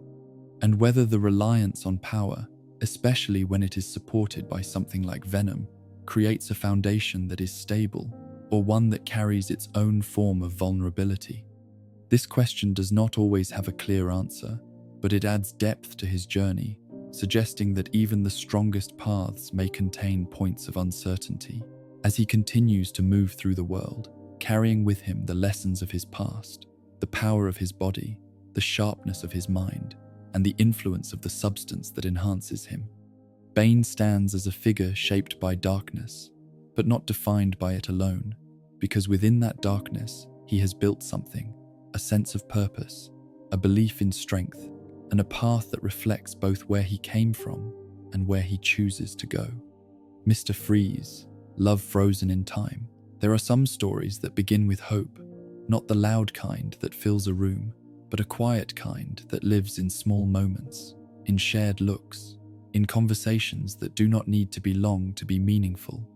and in the simple belief that tomorrow will come with the same warmth as today. And Victor Fries once lived inside that kind of life, where his work and his personal world were connected by a sense of purpose that felt steady and clear. He was not driven by power or by recognition or by the need to prove himself in the eyes of others, but by something more personal, something that existed between him and one person, his wife Nora, whose presence shaped the way he saw the future and gave direction to the work he chose to pursue. Victor's field was science, specifically the study of cryogenics, a branch of research focused on extremely low temperatures and the ways in which they can slow or even pause certain processes, including those within the human body. This area of study may seem distant or abstract to many, but for Victor, it held a very real meaning because it offered a possibility, a chance to preserve, to protect, and perhaps even to save, not in a dramatic or immediate way, but through careful, precise work that required patience, knowledge, and a deep understanding of both science and the human condition. Nora's illness, often described as rare and difficult to treat, becomes the turning point that brings his work into a new light, transforming it from a field of study into something urgent, something that carries emotional weight far beyond the laboratory. When someone you care about is facing a condition that cannot be easily fixed, that does not respond to existing treatments, the search for a solution becomes more than an academic pursuit. It becomes a personal mission, one that shapes every decision, every experiment, and every moment spent trying to find a way forward. In this situation, Victor chooses to use his knowledge to place Nora into a state of cryogenic preservation, lowering her body temperature to a level where the progression of her illness can be slowed, giving him time to continue his research, to search for a cure that does not yet exist. This decision is not simple because it involves risk, uncertainty, and the acceptance that the outcome is not guaranteed, but it is driven by love, by the belief that even a small chance is worth pursuing when the alternative is loss. The image of Nora, held in a frozen state, becomes a powerful symbol representing both hope and stillness, a moment captured in time where life continues but does not move forward in the usual way. For Victor, this moment becomes the center of everything, the reason behind his actions, the focus of his thoughts, and the point to which all his efforts return. Every experiment, every calculation, every adjustment is made with her in mind, creating a connection between science and emotion that grows stronger with each passing day. However, the path he follows is not supported by everyone, because the methods he uses, the resources he requires, and the risks involved bring him into conflict with those who oversee his work, especially when it comes to funding, regulation, and the limits placed on experimental procedures. In many versions of his story, this conflict reaches a breaking point when his research is interrupted or shut down, not because it lacks potential, but because it does not align with the rules or the priorities of those in control. This interruption is not just a professional setback, it is a personal one because it threatens the one thing he is trying to protect. In the moment where everything begins to fall apart, an accident occurs, often involving exposure to extreme cold, chemicals, or equipment that alters Victor's body in a way that cannot be reversed, leaving him unable to survive in normal temperatures and forcing him to exist in conditions that mirror the environment he once studied. This transformation is both physical and symbolic because it places him in a state where he is separated from the ordinary world, where touch, warmth, and simple human interaction become difficult or impossible, creating a barrier between him and others that reflects the isolation he begins to experience. From this point, Victor Fries becomes Mr. Freeze, a figure defined not only by his appearance and his environment, but by the singular focus that now drives him, the need to save Nora at any cost. The love that once guided his actions remains, but it changes, becoming more intense, more consuming, and more isolated from the balance that once existed in his life. Where there was once a connection between work and personal life, there is now only one goal, one direction, one purpose that overrides all others. Science, which was once a tool for understanding, becomes a tool for achieving that purpose. And in this shift, the methods he uses begin to change, moving beyond what is considered acceptable, because the urgency of his mission leaves little room for limits. Experiments become more extreme, actions become more direct, and the line between what is necessary and what is harmful becomes harder to define, because everything is measured against a single question: whether it brings him closer to saving Nora. This transformation of love into something more intense is not immediate, but gradual, shaped by loss, by frustration, and by the repeated experience of being denied the resources or support needed to continue his work. Each obstacle adds to the sense that he is alone, that he must rely on himself, and that the world around him does not understand or value what he is trying to do. This sense of isolation deepens over time, creating a distance not just between him and others, but between him and the person he once was. The cold that surrounds him becomes more than an environment. It becomes a reflection of his state of mind, where emotion is focused into a single point, where warmth is replaced by purpose, and where connection is narrowed to one person, frozen in time, waiting for a solution that may or may not come. In this space, his identity becomes closely tied to his mission, to the idea that everything he does must serve that goal, and that anything outside of it is secondary. At the same time, there is a tragic element in this transformation, because the very thing that drives him, love, is also the thing that isolates him, creating a situation where the desire to save someone leads to a life where connection with others becomes increasingly difficult. His actions, while rooted in care, often bring him into conflict with those around him, creating a cycle where the more he tries to achieve his goal, the further he moves from the world he once knew. In Gotham, where many stories are shaped by loss, power, or control, Victor Free's journey stands apart in its focus on preservation, on holding on to something that cannot be replaced, and on the belief that time, if managed correctly, can offer a second chance.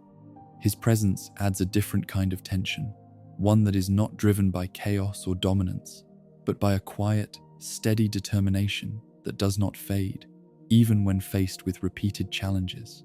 And yet, the question remains whether his path leads to the outcome he seeks, or whether the cost of that pursuit becomes too great, not only in terms of actions taken, but in terms of what is lost along the way.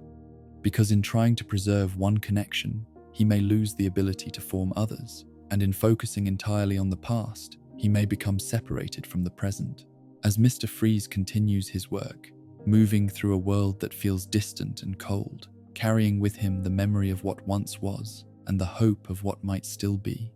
his story becomes a reflection of how powerful love can be,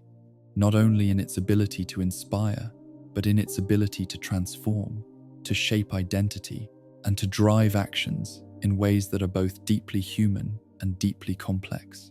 Poison ivy, nature's wrath. Some paths do not begin with anger, but with curiosity, with a quiet interest in how the world works, in the patterns of growth, in the way living things respond to care, light, and time. And Pamela Isley's story often begins in that kind of space, where plants are not just background elements, but subjects of attention, sources of fascination, and living systems that follow their own rules. Rules that can be studied, understood, and even respected in ways that go beyond simple observation. As a young student, she is drawn to botany, the study of plant life, not because it is easy, but because it offers something consistent, something that can be observed without the same unpredictability that often comes with human behavior. In many versions of her life, Pamela shows strong dedication to her field, spending long hours studying, learning about the structures of plants, the chemicals they produce, and the ways they interact with their environment, building knowledge that is both detailed and practical. This dedication leads her into environments where research is conducted, where experiments are designed, and where the goal is to push understanding further, to uncover new information that can be applied in different ways. At this stage, her work is not driven by conflict, but by interest, by the desire to learn, and by the belief that knowledge has value in itself. However, her path changes when that environment becomes unsafe, when the trust placed in those guiding the research is broken, and when the very subject she studies becomes the source of harm. In several tellings, Pamela becomes the victim of unethical experiments conducted by someone she trusted, often involving exposure to toxic substances derived from plants, chemicals that alter her body in ways that are not fully understood at the time. This moment is not just a physical event, but a turning point that shifts her perspective, because it transforms her from someone who studies plants into someone who becomes part of the system she once observed. The effects of these toxins are profound, changing her body's chemistry, granting her an unusual connection to plant life, allowing her to influence growth, to resist certain poisons, and to exist in a way that is closely tied to the natural world. At the same time, this transformation comes with a psychological shift, because the experience of betrayal, combined with the physical changes, alters how she views humanity, turning what was once a neutral or even curious perspective into something more critical, more distant, and more focused on the harm that humans can cause. In this new state, Pamela Isley becomes Poison Ivy, a figure who stands between two worlds, human and plant, but increasingly aligns herself with the latter, seeing nature not just as something to study, but as something to protect, something that is under threat, and something that requires action to preserve. Her connection to plant life deepens, not only through her abilities, but through her perspective, as she begins to see the natural world as a system that is often overlooked, exploited, or damaged by human activity. From this viewpoint, the balance between humanity and nature appears broken, not in small ways, but in patterns that repeat across time, where forests are removed, environments are altered, and living systems are treated as resources rather than as entities with their own value. These observations are not entirely without basis, because environmental damage is a real issue, one that can be studied and understood.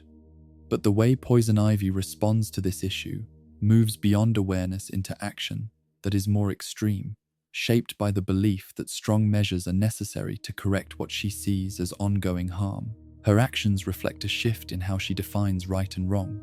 because instead of focusing on human laws or social norms, she prioritizes the well-being of plant life, placing it above the interests of people. And in doing so, she creates a new framework where actions that might be seen as harmful in one context are justified in another. This framework allows her to act in ways that challenge the systems around her, targeting those she sees as responsible for environmental damage, and using her abilities to disrupt, to control, and to reshape the spaces she moves through. At the same time, her approach is not always chaotic, but often purposeful, guided by a sense of protection, even if that protection is directed toward one side at the expense of another. This creates a situation where her actions can be seen as both driven by care and shaped by imbalance. Because while she seeks to defend the natural world, the methods she uses can cause harm to people, raising questions about the limits of her perspective and the consequences of her choices. Her connection to plants also influences the way she interacts with her surroundings, because she is not limited to traditional forms of movement or control, but can use the environment itself as an extension of her will, guiding growth, creating barriers, and shaping spaces in ways that reflect her intentions. This ability reinforces her identity as someone who is not separate from nature, but deeply integrated with it, creating a sense of unity that further distances her from the human world.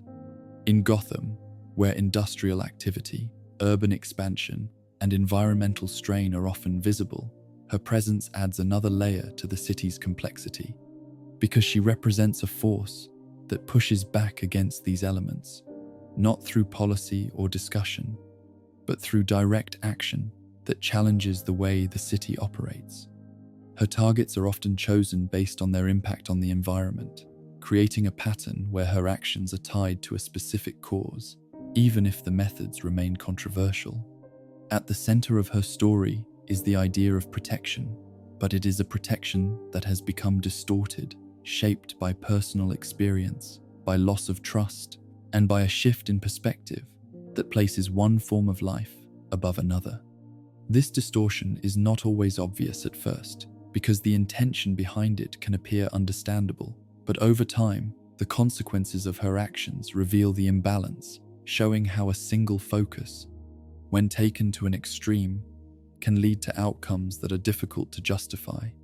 Her interactions with others often reflect this tension, as she encounters figures who challenge her views, who question her methods, and who represent alternative ways of addressing the issues she cares about. In these encounters, there is often a clash not just of actions, but of ideas, where different perspectives on responsibility, balance, and the value of life come into conflict, creating moments that highlight the complexity of her position.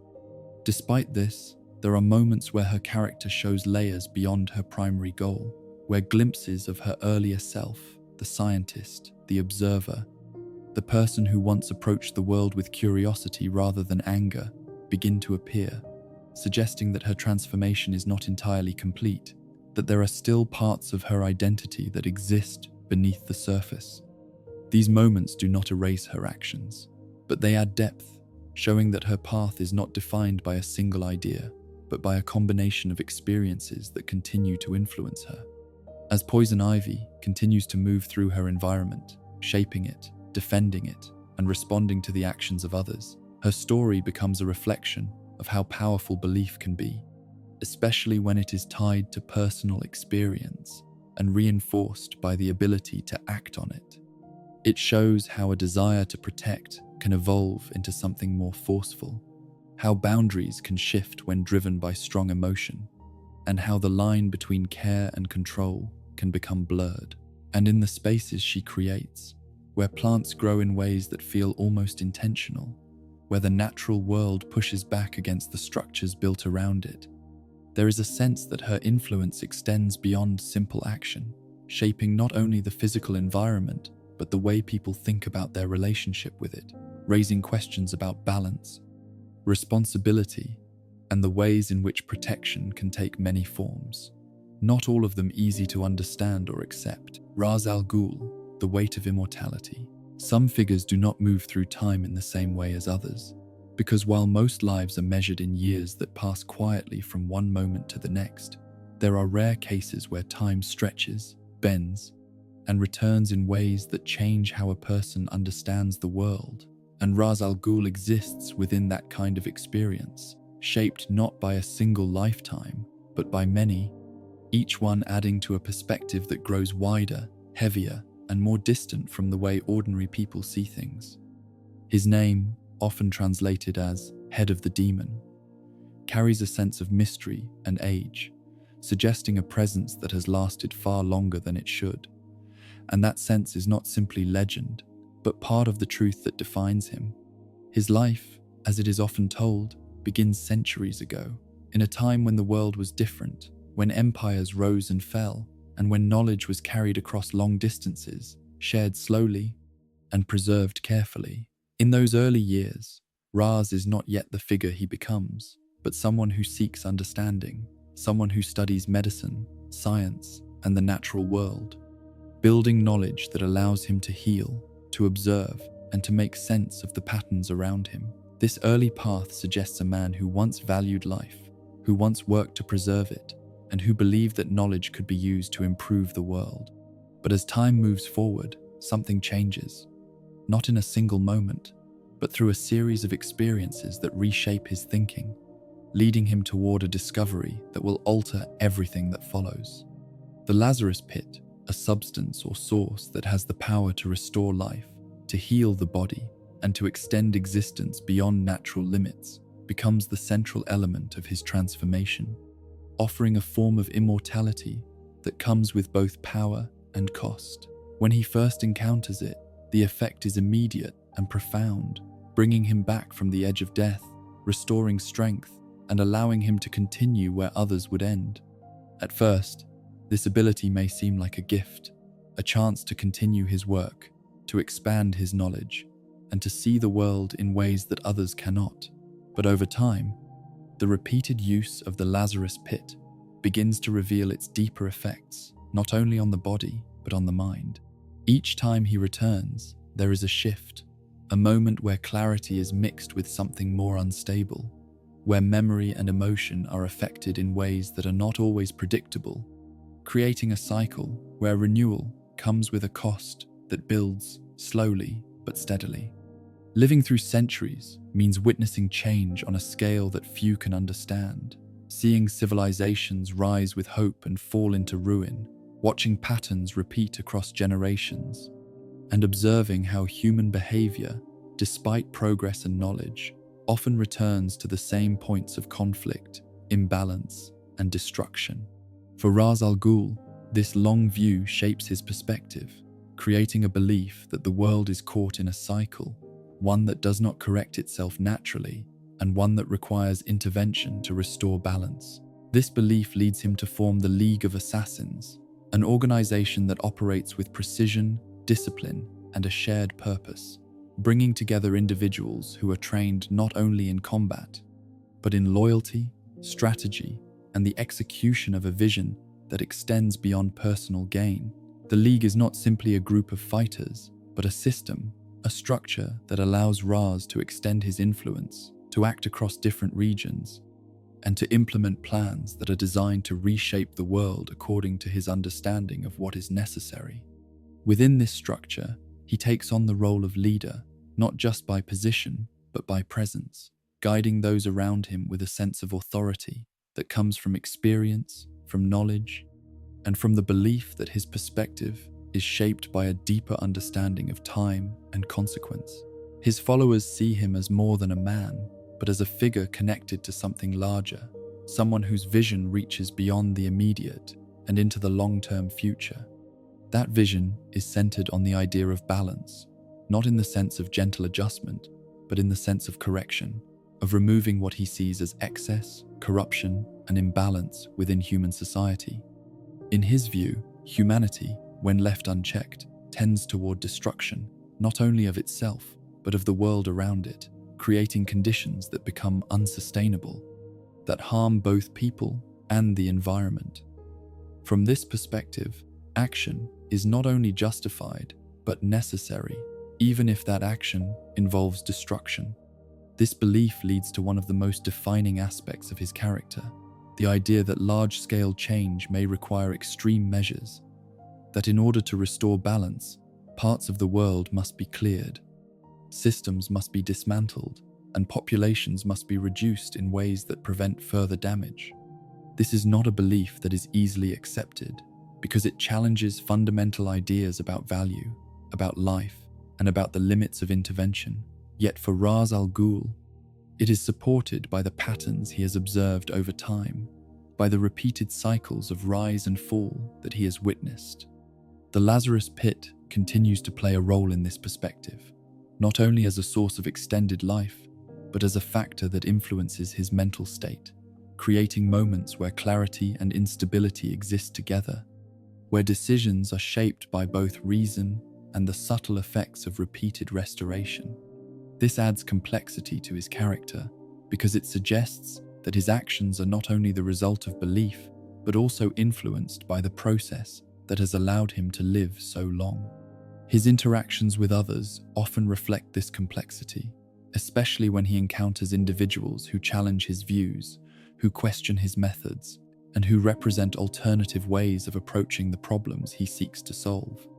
In these encounters, there is often a sense of respect, even when there is conflict, because he recognizes strength, intelligence, and determination, even in those who oppose him. This creates a dynamic where opposition is not simply dismissed, but engaged with, debated, and tested. Among those he interacts with, there are figures who represent a different kind of balance, one that focuses on protection rather than destruction, on maintaining life rather than reducing it. And these interactions highlight the contrast between his vision and other possible paths. In these moments, the question of what balance truly means becomes more visible, showing that there is no single answer, but multiple perspectives shaped by different experiences and beliefs. At the same time, there is a personal dimension to his story, particularly in his relationships, where loyalty, family, and legacy play important roles, adding layers to his character that go beyond his larger vision.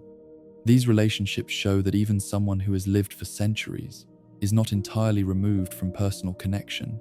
and that these connections can influence decisions, create conflict, and add depth to his actions. As he continues to move through the world, guided by a vision that spans generations, carrying the weight of centuries and the influence of the Lazarus Pit,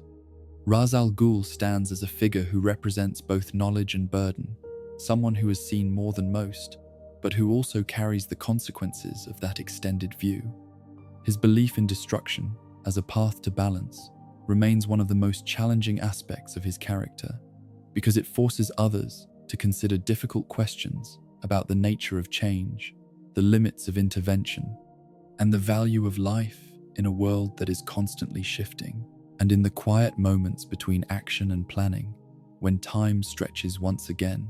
there is a sense that his journey is not only about the world he seeks to shape, but about the cost of seeing too much,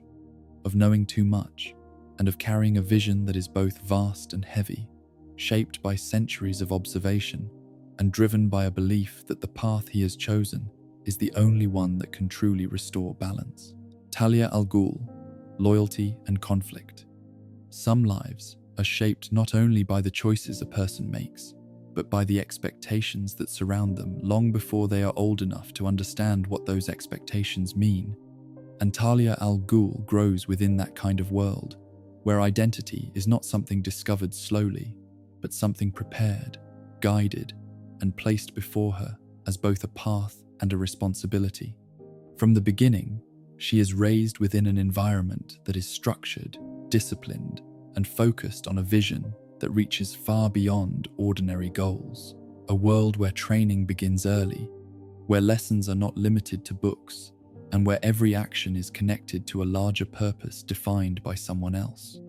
As the daughter of Ra's al Ghul, she is not simply part of this world, but positioned at its center, expected to understand its rules, to carry its values, and eventually to continue its direction. This role shapes her upbringing in ways that are both clear and complex, because while she is given knowledge, skill, and a sense of purpose, she is also placed within a system where personal freedom is limited by duty, where choices are guided by expectation, and where loyalty is not only encouraged but required. Her education is not limited to physical training, although that is an important part of it, as she learns how to move, how to defend herself, and how to operate in environments that demand precision and control, but also includes knowledge of history, strategy, language, and the philosophies that guide the League of Assassins. Through this process, she becomes capable, not only in action, but in thought, able to understand complex situations and respond in ways that reflect both her training and her own developing perspective. Despite this structured environment, there are moments where her individuality begins to emerge, where she observes questions and forms opinions that are not always identical to those of her father, and these moments create the foundation for the internal conflict that will define much of her journey. Growing up under strong guidance can create a sense of clarity, but it can also limit exploration, and when a person begins to see beyond the path laid out for them, it can lead to questions that are difficult to answer within the system they have been raised in. Her connection with Batman introduces a new dimension to this conflict, because in him, she encounters someone who exists outside the structure she knows, someone who operates with a different set of principles, and who represents an alternative way of responding to the same kind of world she has been taught to navigate. Their interactions are not simple, because they are shaped by both difference and similarity, by opposing goals and shared understanding, and by a connection that is not easily defined. There is a sense of recognition between them, not because they are the same, but because they understand certain aspects of each other's lives, the burden of responsibility, the weight of expectation, and the challenge of operating within a world that demands constant attention. This recognition creates a bond that is both emotional and intellectual, a connection that goes beyond surface interaction and touches on deeper aspects of identity and purpose. At the same time, this connection places her in a difficult position because it brings into focus the differences between the path she has been raised to follow and the one represented by Batman. And these differences are not small, but rooted in fundamental beliefs about how the world should be approached, how problems should be solved, and what kind of actions are justified in the pursuit of a goal. This creates a tension that cannot be easily resolved, because choosing one path often means moving away from the other. Her loyalty to her father is not simply a matter of obedience, but tied to a deeper sense of respect, of understanding, and of connection that has been built over time through shared experiences, through guidance, and through the role she has been prepared to take. This loyalty carries weight because it is connected to family, to legacy, and to the idea that she is part of something larger than herself, something that extends beyond individual desires. However, her feelings for Batman introduce another layer, one that is more personal, more emotional, and less structured by expectation, creating a space where she must consider what she wants, not just what is expected of her. This is where the conflict becomes most visible, because it is not only about choosing between two people, but about choosing between two ways of understanding the world, two sets of values, and two possible futures. Her life becomes a balance between these forces, where she moves between roles, sometimes acting in alignment with her father's vision, sometimes stepping closer to Batman's perspective, and often finding herself in a position where neither choice feels complete on its own. This movement reflects the complexity of her situation, showing that identity is not always fixed, but can shift depending on context, on relationships, and on the evolving understanding of what matters most. The idea of legacy plays a central role in her journey because it is something that has been placed upon her from the beginning, something that defines not only her position, but her future, and this creates a sense of direction that is both clear and restrictive. To carry a legacy means to continue it, to uphold it, and to shape it in ways that align with its original purpose, but it also raises the question of whether that purpose is one she fully accepts, or one she has been taught to follow without question. Duty, in this sense, becomes both a guide and a constraint, providing structure and meaning, but also limiting the space for personal choice, creating a situation where actions are often guided by what should be done, rather than what one might choose freely. This can lead to moments of conflict, where her own thoughts and feelings do not fully align with the expectations placed upon her, and where the decision to follow one path means stepping away from another. Her emotional conflict is not always visible on the surface, because she is trained to maintain control, to present strength, and to act with clarity. But beneath that surface, there is an ongoing process of evaluation, of weighing options, of considering consequences, and of trying to find a way to reconcile the different parts of her identity. This process is not simple, and it does not always lead to clear answers, but it is central to her development, shaping the way she approaches situations and the choices she ultimately makes. In the broader context of Gotham and the world beyond it, Talia al Ghul represents the intersection of personal and inherited identity, showing how a person can be shaped by forces that exist before them, and how they can still seek to define themselves within that framework. Her story highlights the challenges of balancing loyalty with independence, of honoring the past while considering the future, and of navigating relationships that carry both connection and conflict. As she continues to move through her life, interacting with both her father and Batman, making decisions that reflect both her training and her own perspective, her journey remains one of balance,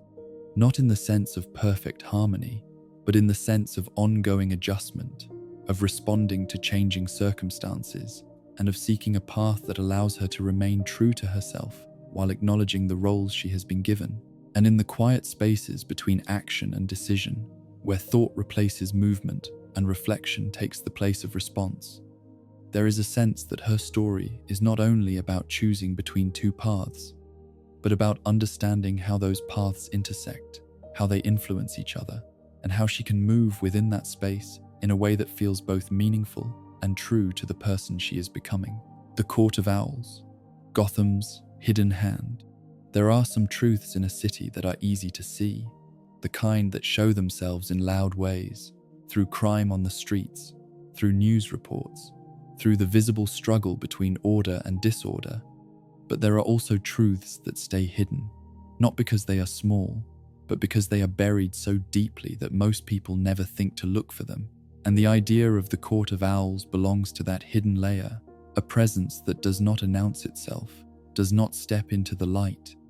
and yet is said to have shaped Gotham in ways that go far beyond what anyone standing on the surface can easily understand. At first, the court feels like a story, something whispered in quiet corners, passed between voices that are not fully sure whether what they are saying is real or imagined. A kind of legend that children might hear and then forget, because it sounds too distant, too strange to exist within the same world as everyday life.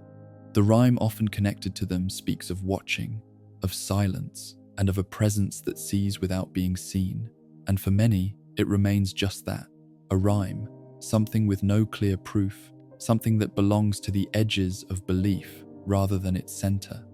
But what makes the idea unsettling is not the rhyme itself, but the possibility that it may not be entirely false, that behind the stories there may be something real, something organized,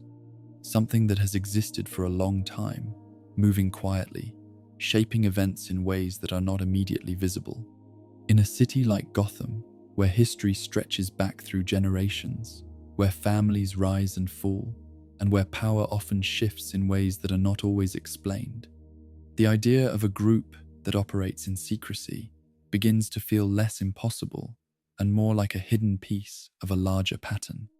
The Court of Owls, as it is often described, is not a group that seeks attention, but one that avoids it completely, existing in spaces that are removed from public view, meeting in silence, making decisions that influence the city without leaving clear traces.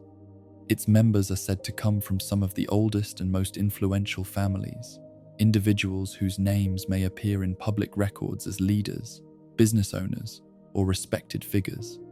yet whose deeper connections remain concealed behind layers of privacy and tradition. This structure allows the court to maintain a presence that is both stable and hidden, because while individual members may change over time, the organization itself continues,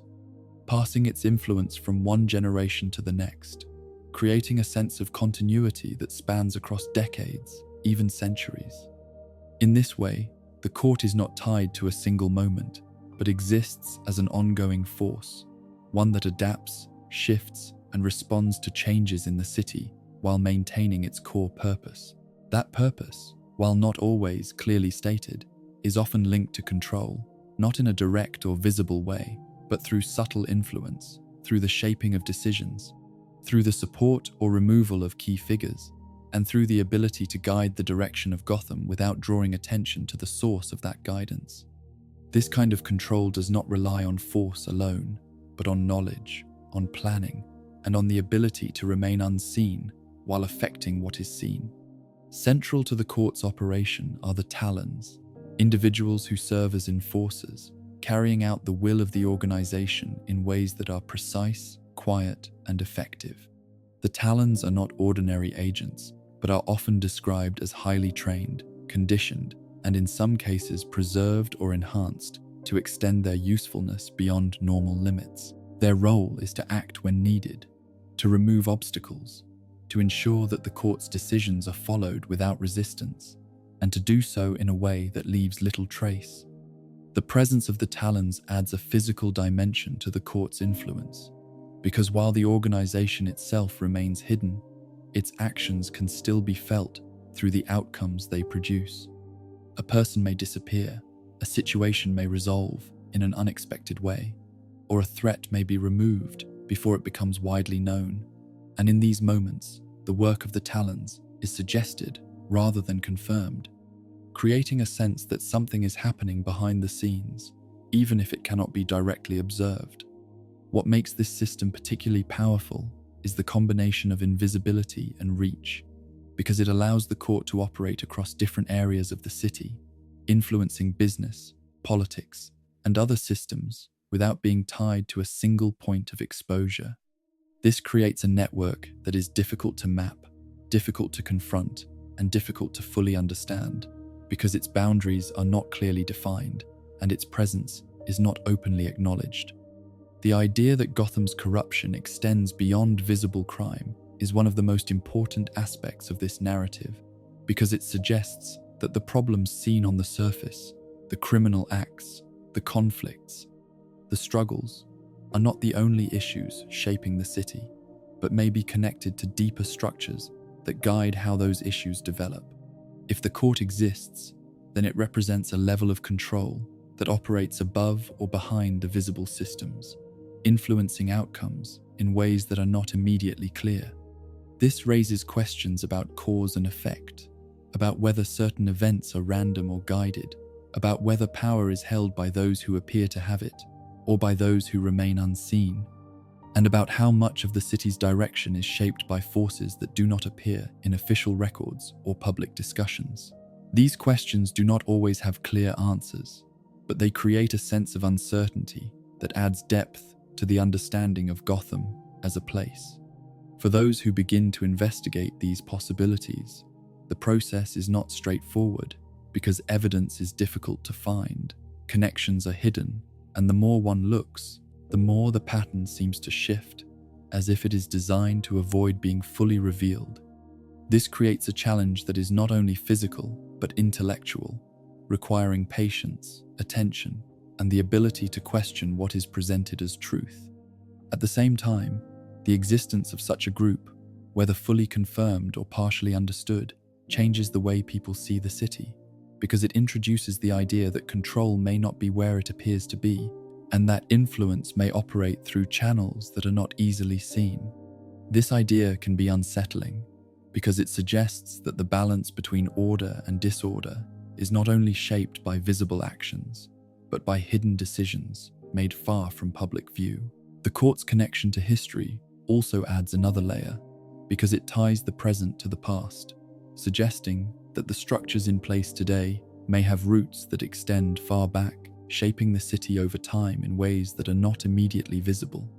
Buildings, institutions, and traditions may carry traces of this influence, not as clear signs, but as subtle patterns that reflect long-term planning and control. In this way, the Court of Owls becomes more than just a secret group, but a concept that represents the deeper layers of power within Gotham. The idea that what is seen is only part of the story, and that beneath the surface, there may be systems that operate with their own rules, their own goals, and their own methods. As this idea continues to exist within the city, whether as a confirmed presence or a persistent mystery, it shapes how people think about control, about influence, and about the nature of power, reminding them that not everything is as it appears, and that sometimes the most significant forces are the ones that remain hidden, watching, waiting, and acting only when necessary, leaving behind results without revealing the hands that created them. Hush, identity, and envy. Some rivalries are loud and immediate, shaped by sudden events that bring two people into conflict. But there are others that begin quietly, almost invisibly, forming over time through comparison, through small differences that grow into larger ones, and through feelings that are not always spoken. And the story of Thomas Elliot is one of those quieter beginnings that slowly turns into something far more deliberate, shaped by years of observation, resentment, and a growing desire to change the balance between himself and someone he has watched for most of his life. As a child, Thomas Elliot grows up in a world that appears stable from the outside, surrounded by wealth, structure, and the expectations that come with a family that holds status within Gotham. But within that environment, there is a sense that not everything is as controlled as it seems, because while resources may be present, emotional connection and genuine care are not always given in the same way. In many versions of his story, his relationship with his parents is distant, shaped by control rather than warmth, by expectations rather than understanding, and this creates a space where frustration begins to build, even if it is not immediately visible. At the same time, Bruce Wayne exists nearby, not just as another child in a similar social circle, but as someone whose life appears different in ways that are difficult for Thomas to ignore. Bruce's parents, Thomas Wayne and Martha Wayne, are often seen as kind, attentive, and connected, creating an image of a family that feels whole. And for someone who feels a lack in that area, this contrast can become a point of focus, something that is noticed again and again until it begins to shape perception. The comparison does not need to be spoken for it to exist, because it forms quietly, growing stronger with each moment where the difference becomes clear. In this environment, jealousy does not appear as something sudden or explosive, but as something that develops slowly, built from repeated observation, from the feeling that someone else has what one desires, and from the belief that this difference is not fair. For Thomas Elliot, this feeling becomes tied not only to Bruce Wayne as a person, but to everything he represents, a life that seems to hold both wealth and emotional connection, something that Thomas feels is missing in his own experience. The turning point in this dynamic comes through a decision that reveals the depth of his feelings, when he attempts to alter his own situation in a way that is both shocking and revealing, an action that shows a willingness to take control in a way that goes beyond ordinary response. In some tellings, this involves a plan to remove the influence of his parents, to create a new situation where he can gain both freedom and access to the resources he believes are being withheld from him. This act, while extreme, highlights the shift from passive observation to active intention, marking the beginning of a path that moves toward calculated behavior. However, this plan does not succeed in the way he expects, because intervention occurs, often through the actions of Thomas Wayne, Bruce's father, who saves Elliot's mother, preventing the outcome Thomas had intended. This moment becomes deeply significant, because it represents not only the failure of his plan, but the direct involvement of the Wayne family in maintaining the situation he wished to escape. In this way, Bruce Wayne becomes connected not only to what Thomas envies, but to what he feels has been taken from him, creating a layered sense of resentment that is both personal and symbolic. As time passes, Thomas Elliot does not lose this focus, but refines it, turning his attention toward understanding, toward preparation, and toward developing the skills that will allow him to act in a more controlled and effective way. He becomes a surgeon, a profession that requires precision, patience, and a deep understanding of the human body. And in this field, he excels, not only because of natural ability, but because of the same drive that has shaped him from the beginning, the need to prove, to control, and to shape outcomes according to his own design. Surgery, in this context, becomes more than a profession. It becomes a metaphor for his approach to life, where problems are addressed with careful planning, where actions are taken with exactness,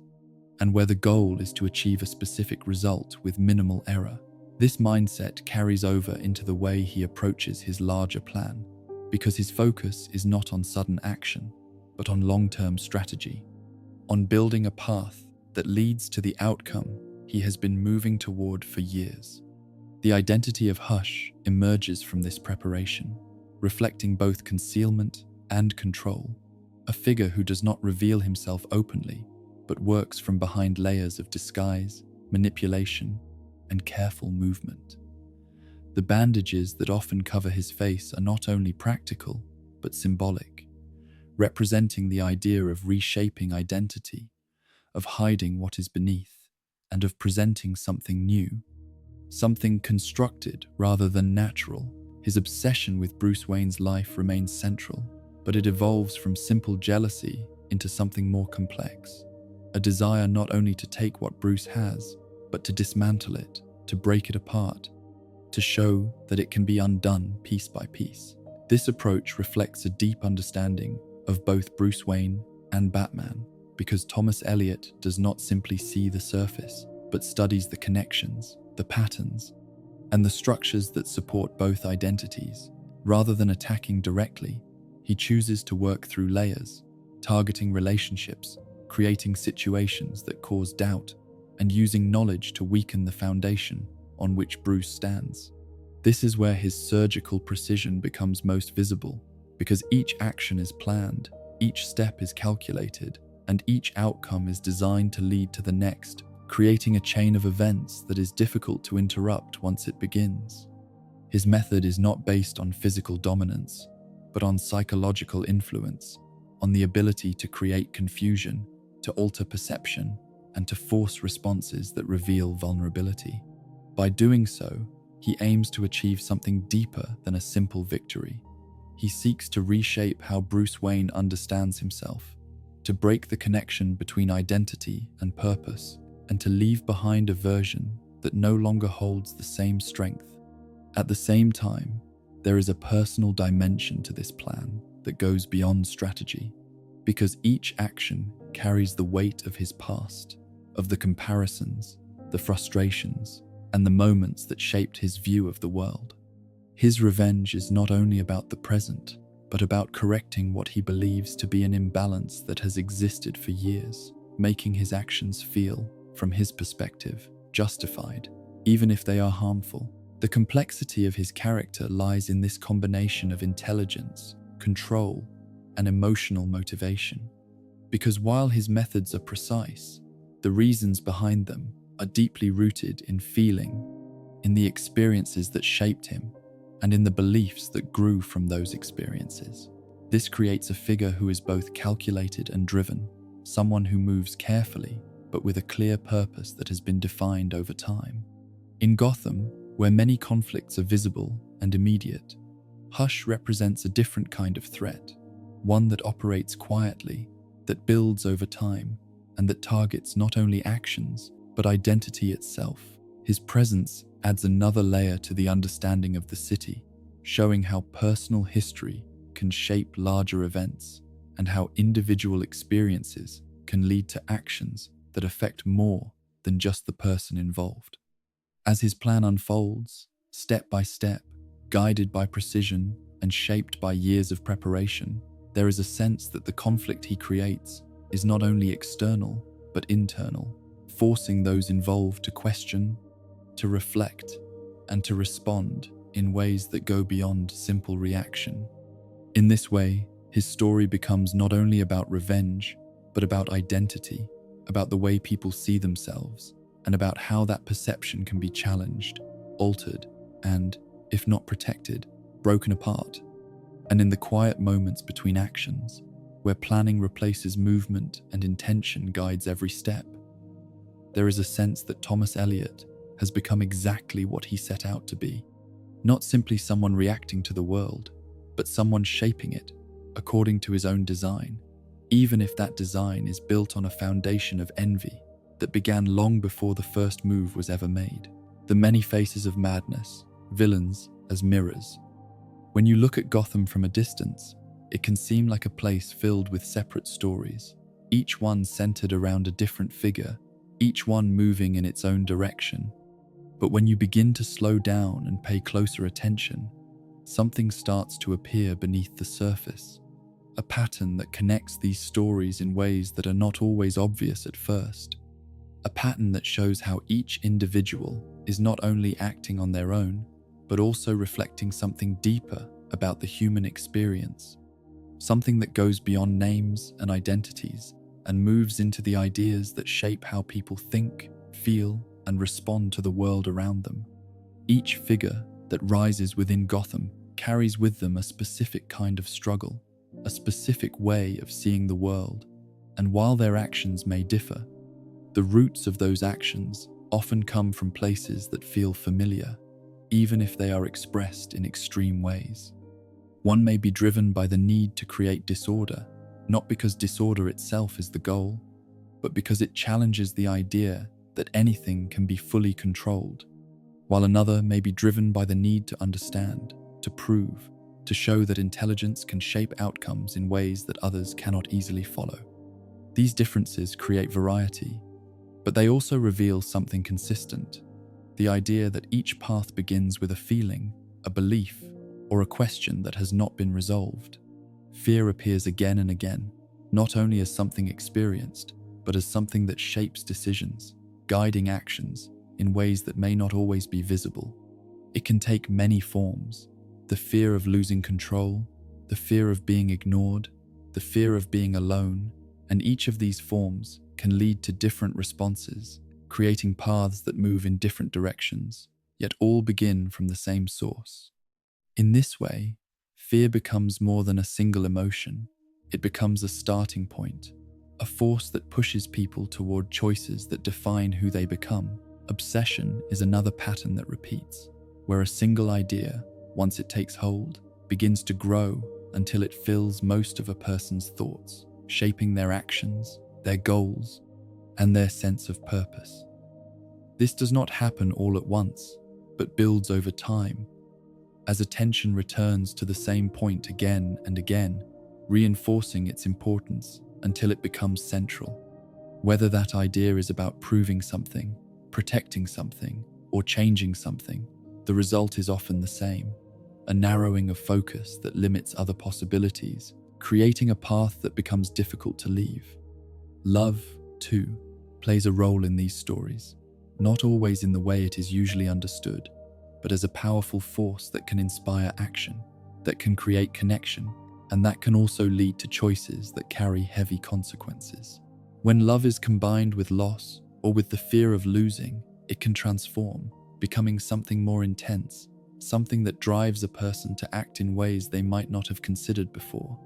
This transformation shows how even the most positive emotions can shift under pressure, becoming something more complex. Control is another theme that appears often, especially in a place where unpredictability is part of everyday life, because when the world feels unstable, the desire to create order, to hold on to something steady, becomes stronger. This can lead to actions that are focused on shaping the environment, on influencing others, or on building systems that provide a sense of stability, even if that stability comes at a cost. The need for control is not always about power for its own sake, but about creating a space where uncertainty is reduced, where outcomes can be guided rather than left to chance. Identity ties all of these elements together, because it is through identity that these feelings and beliefs are expressed, shaped, and made visible. Identity is not fixed, but built over time, influenced by experiences, by relationships, and by the environment in which a person exists. In Gotham, where experiences can be intense and environments can be challenging, identity often takes forms that reflect those conditions, becoming more defined, more focused, and sometimes more extreme than in other settings. When these elements are viewed together, a clearer picture begins to form, one that shows how each figure is not only acting on their own path, but also representing a part of a larger whole, a reflection of different aspects of human nature, taken to their limits. These reflections do not exist in isolation, but interact with each other, creating a network of connections that shape the overall story of the city. At the center of this network stands Batman, a figure who is often seen as separate from those he faces, as someone who opposes them, who works against them, and who represents a different set of values. But when examined more closely, there is a sense that the connection between him and his adversaries is deeper than simple opposition, because each one reflects something that also exists within him, not in the same form, but in a way that shows how similar starting points can lead to different outcomes. The experience of loss, for example, is something that shapes many of these figures, creating a foundation from which their paths develop. In Batman's case, that loss leads to a focus on protection, on preventing harm, and on creating a system of response that addresses the dangers he sees. In others, similar experiences lead to different conclusions, to paths that focus on control, on change, or on reaction. This difference highlights the role of choice, showing how similar experiences can lead to different identities, depending on how they are understood and acted upon. There is also a shared element of intensity, a level of commitment that goes beyond ordinary action, where each figure dedicates themselves fully to their path, whether that path involves creating challenges,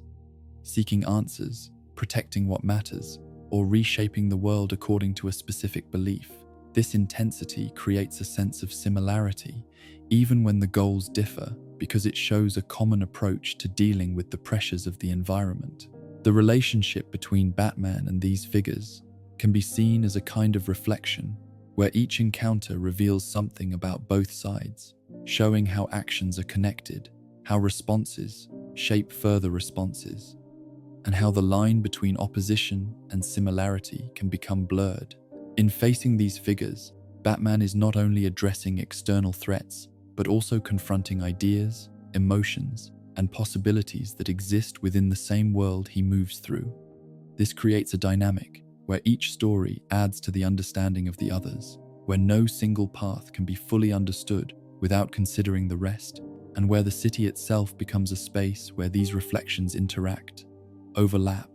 and evolve over time. Gotham, in this sense, is not just a setting, but a place where different aspects of human experience are expressed, challenged, and shaped through the actions of those who live within it. As these stories continue to unfold, there is a sense that the idea of madness, often used to describe these figures, is not a single condition, but a range of responses to different pressures, a collection of ways in which the mind reacts to experiences that are difficult to process, difficult to accept, or difficult to move beyond. This does not make those actions harmless, but it does add context, showing that behind each action there is a reason, a path, and a set of experiences that have led to that point.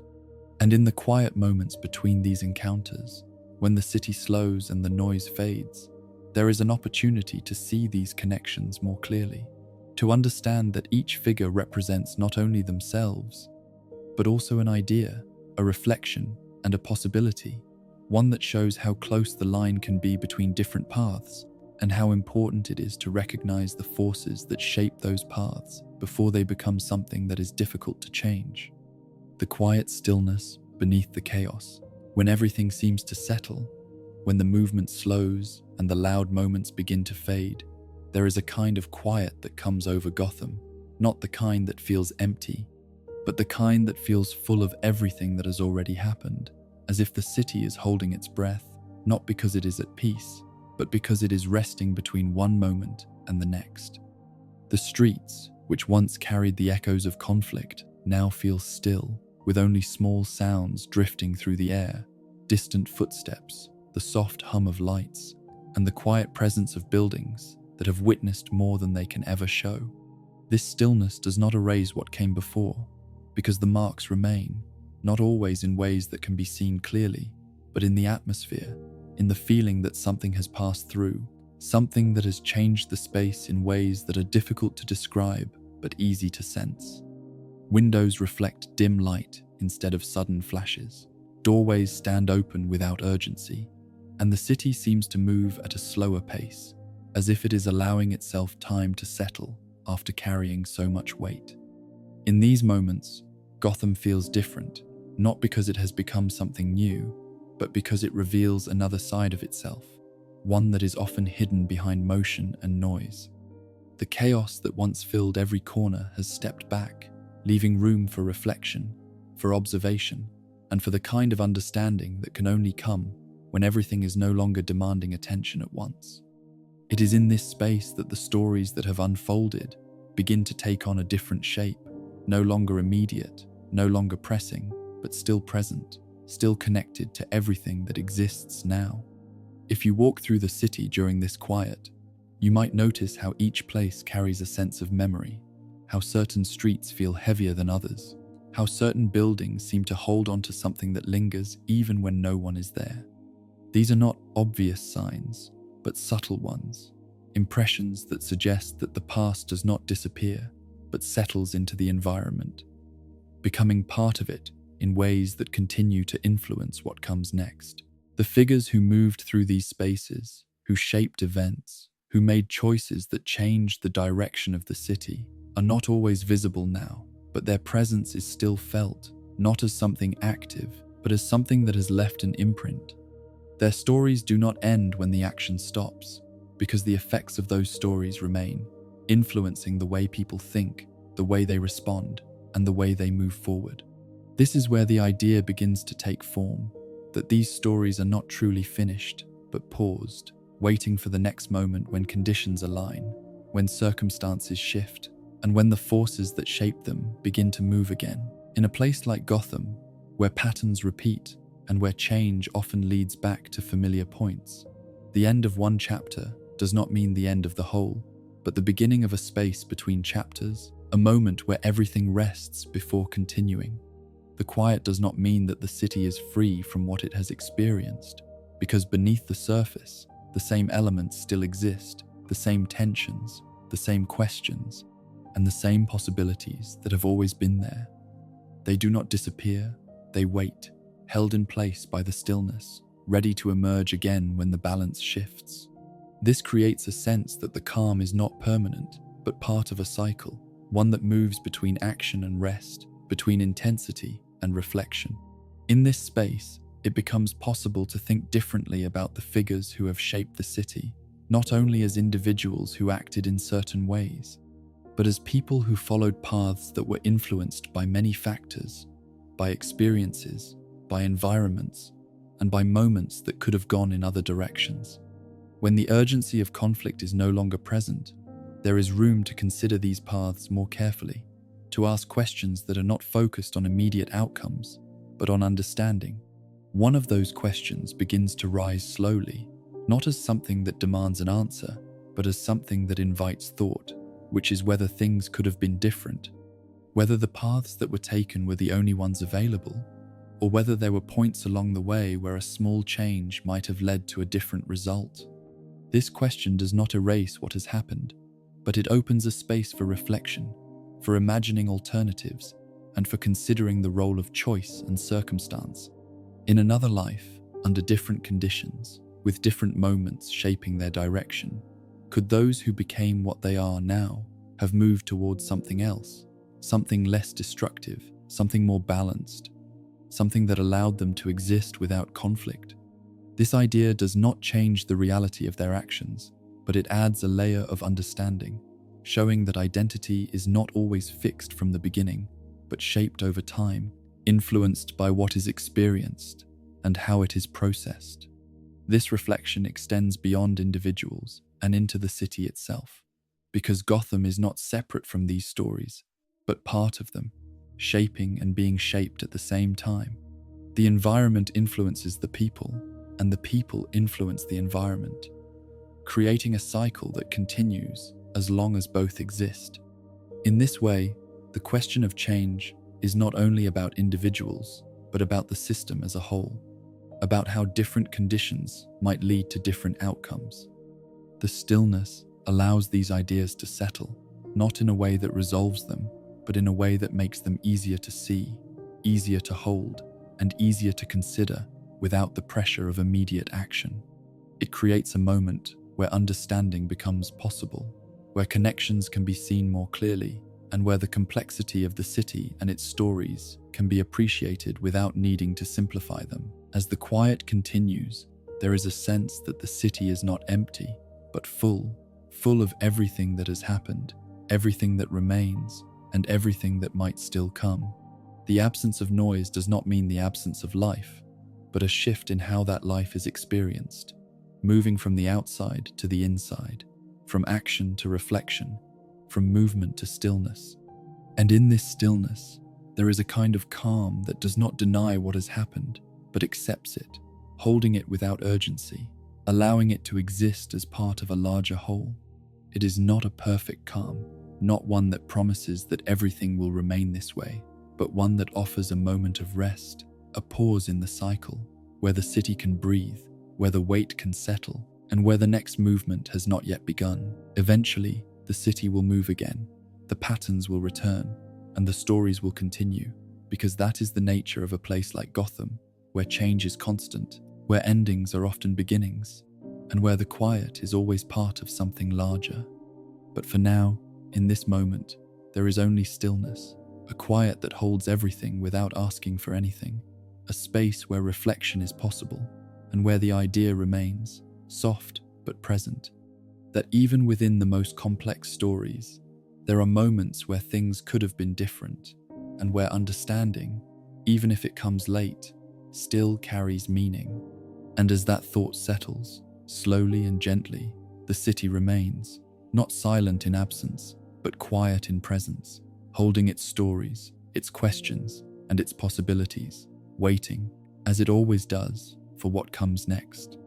And now, as our journey through Gotham begins to settle, the stories we followed no longer feel sharp or heavy, but soften into something quieter, like distant lights fading gently across the skyline,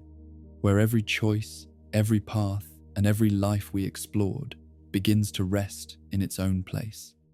The questions we carried about fear, identity, control, and the fragile line between hero and villain no longer ask to be answered, but simply to be understood, like echoes that slowly drift away, leaving behind only a quiet awareness of how deeply connected everything has been. You may notice how the city feels different now, not louder, not darker, but calmer beneath it all, as if there has always been a stillness hidden beneath the movement, holding every story without judgment, without urgency, allowing each one to exist just as it is. And as your thoughts begin to slow, you can let Gotham fade into the distance, no longer something to analyze, but something to gently remember, until even that fades, and all that remains is quiet, soft, and still.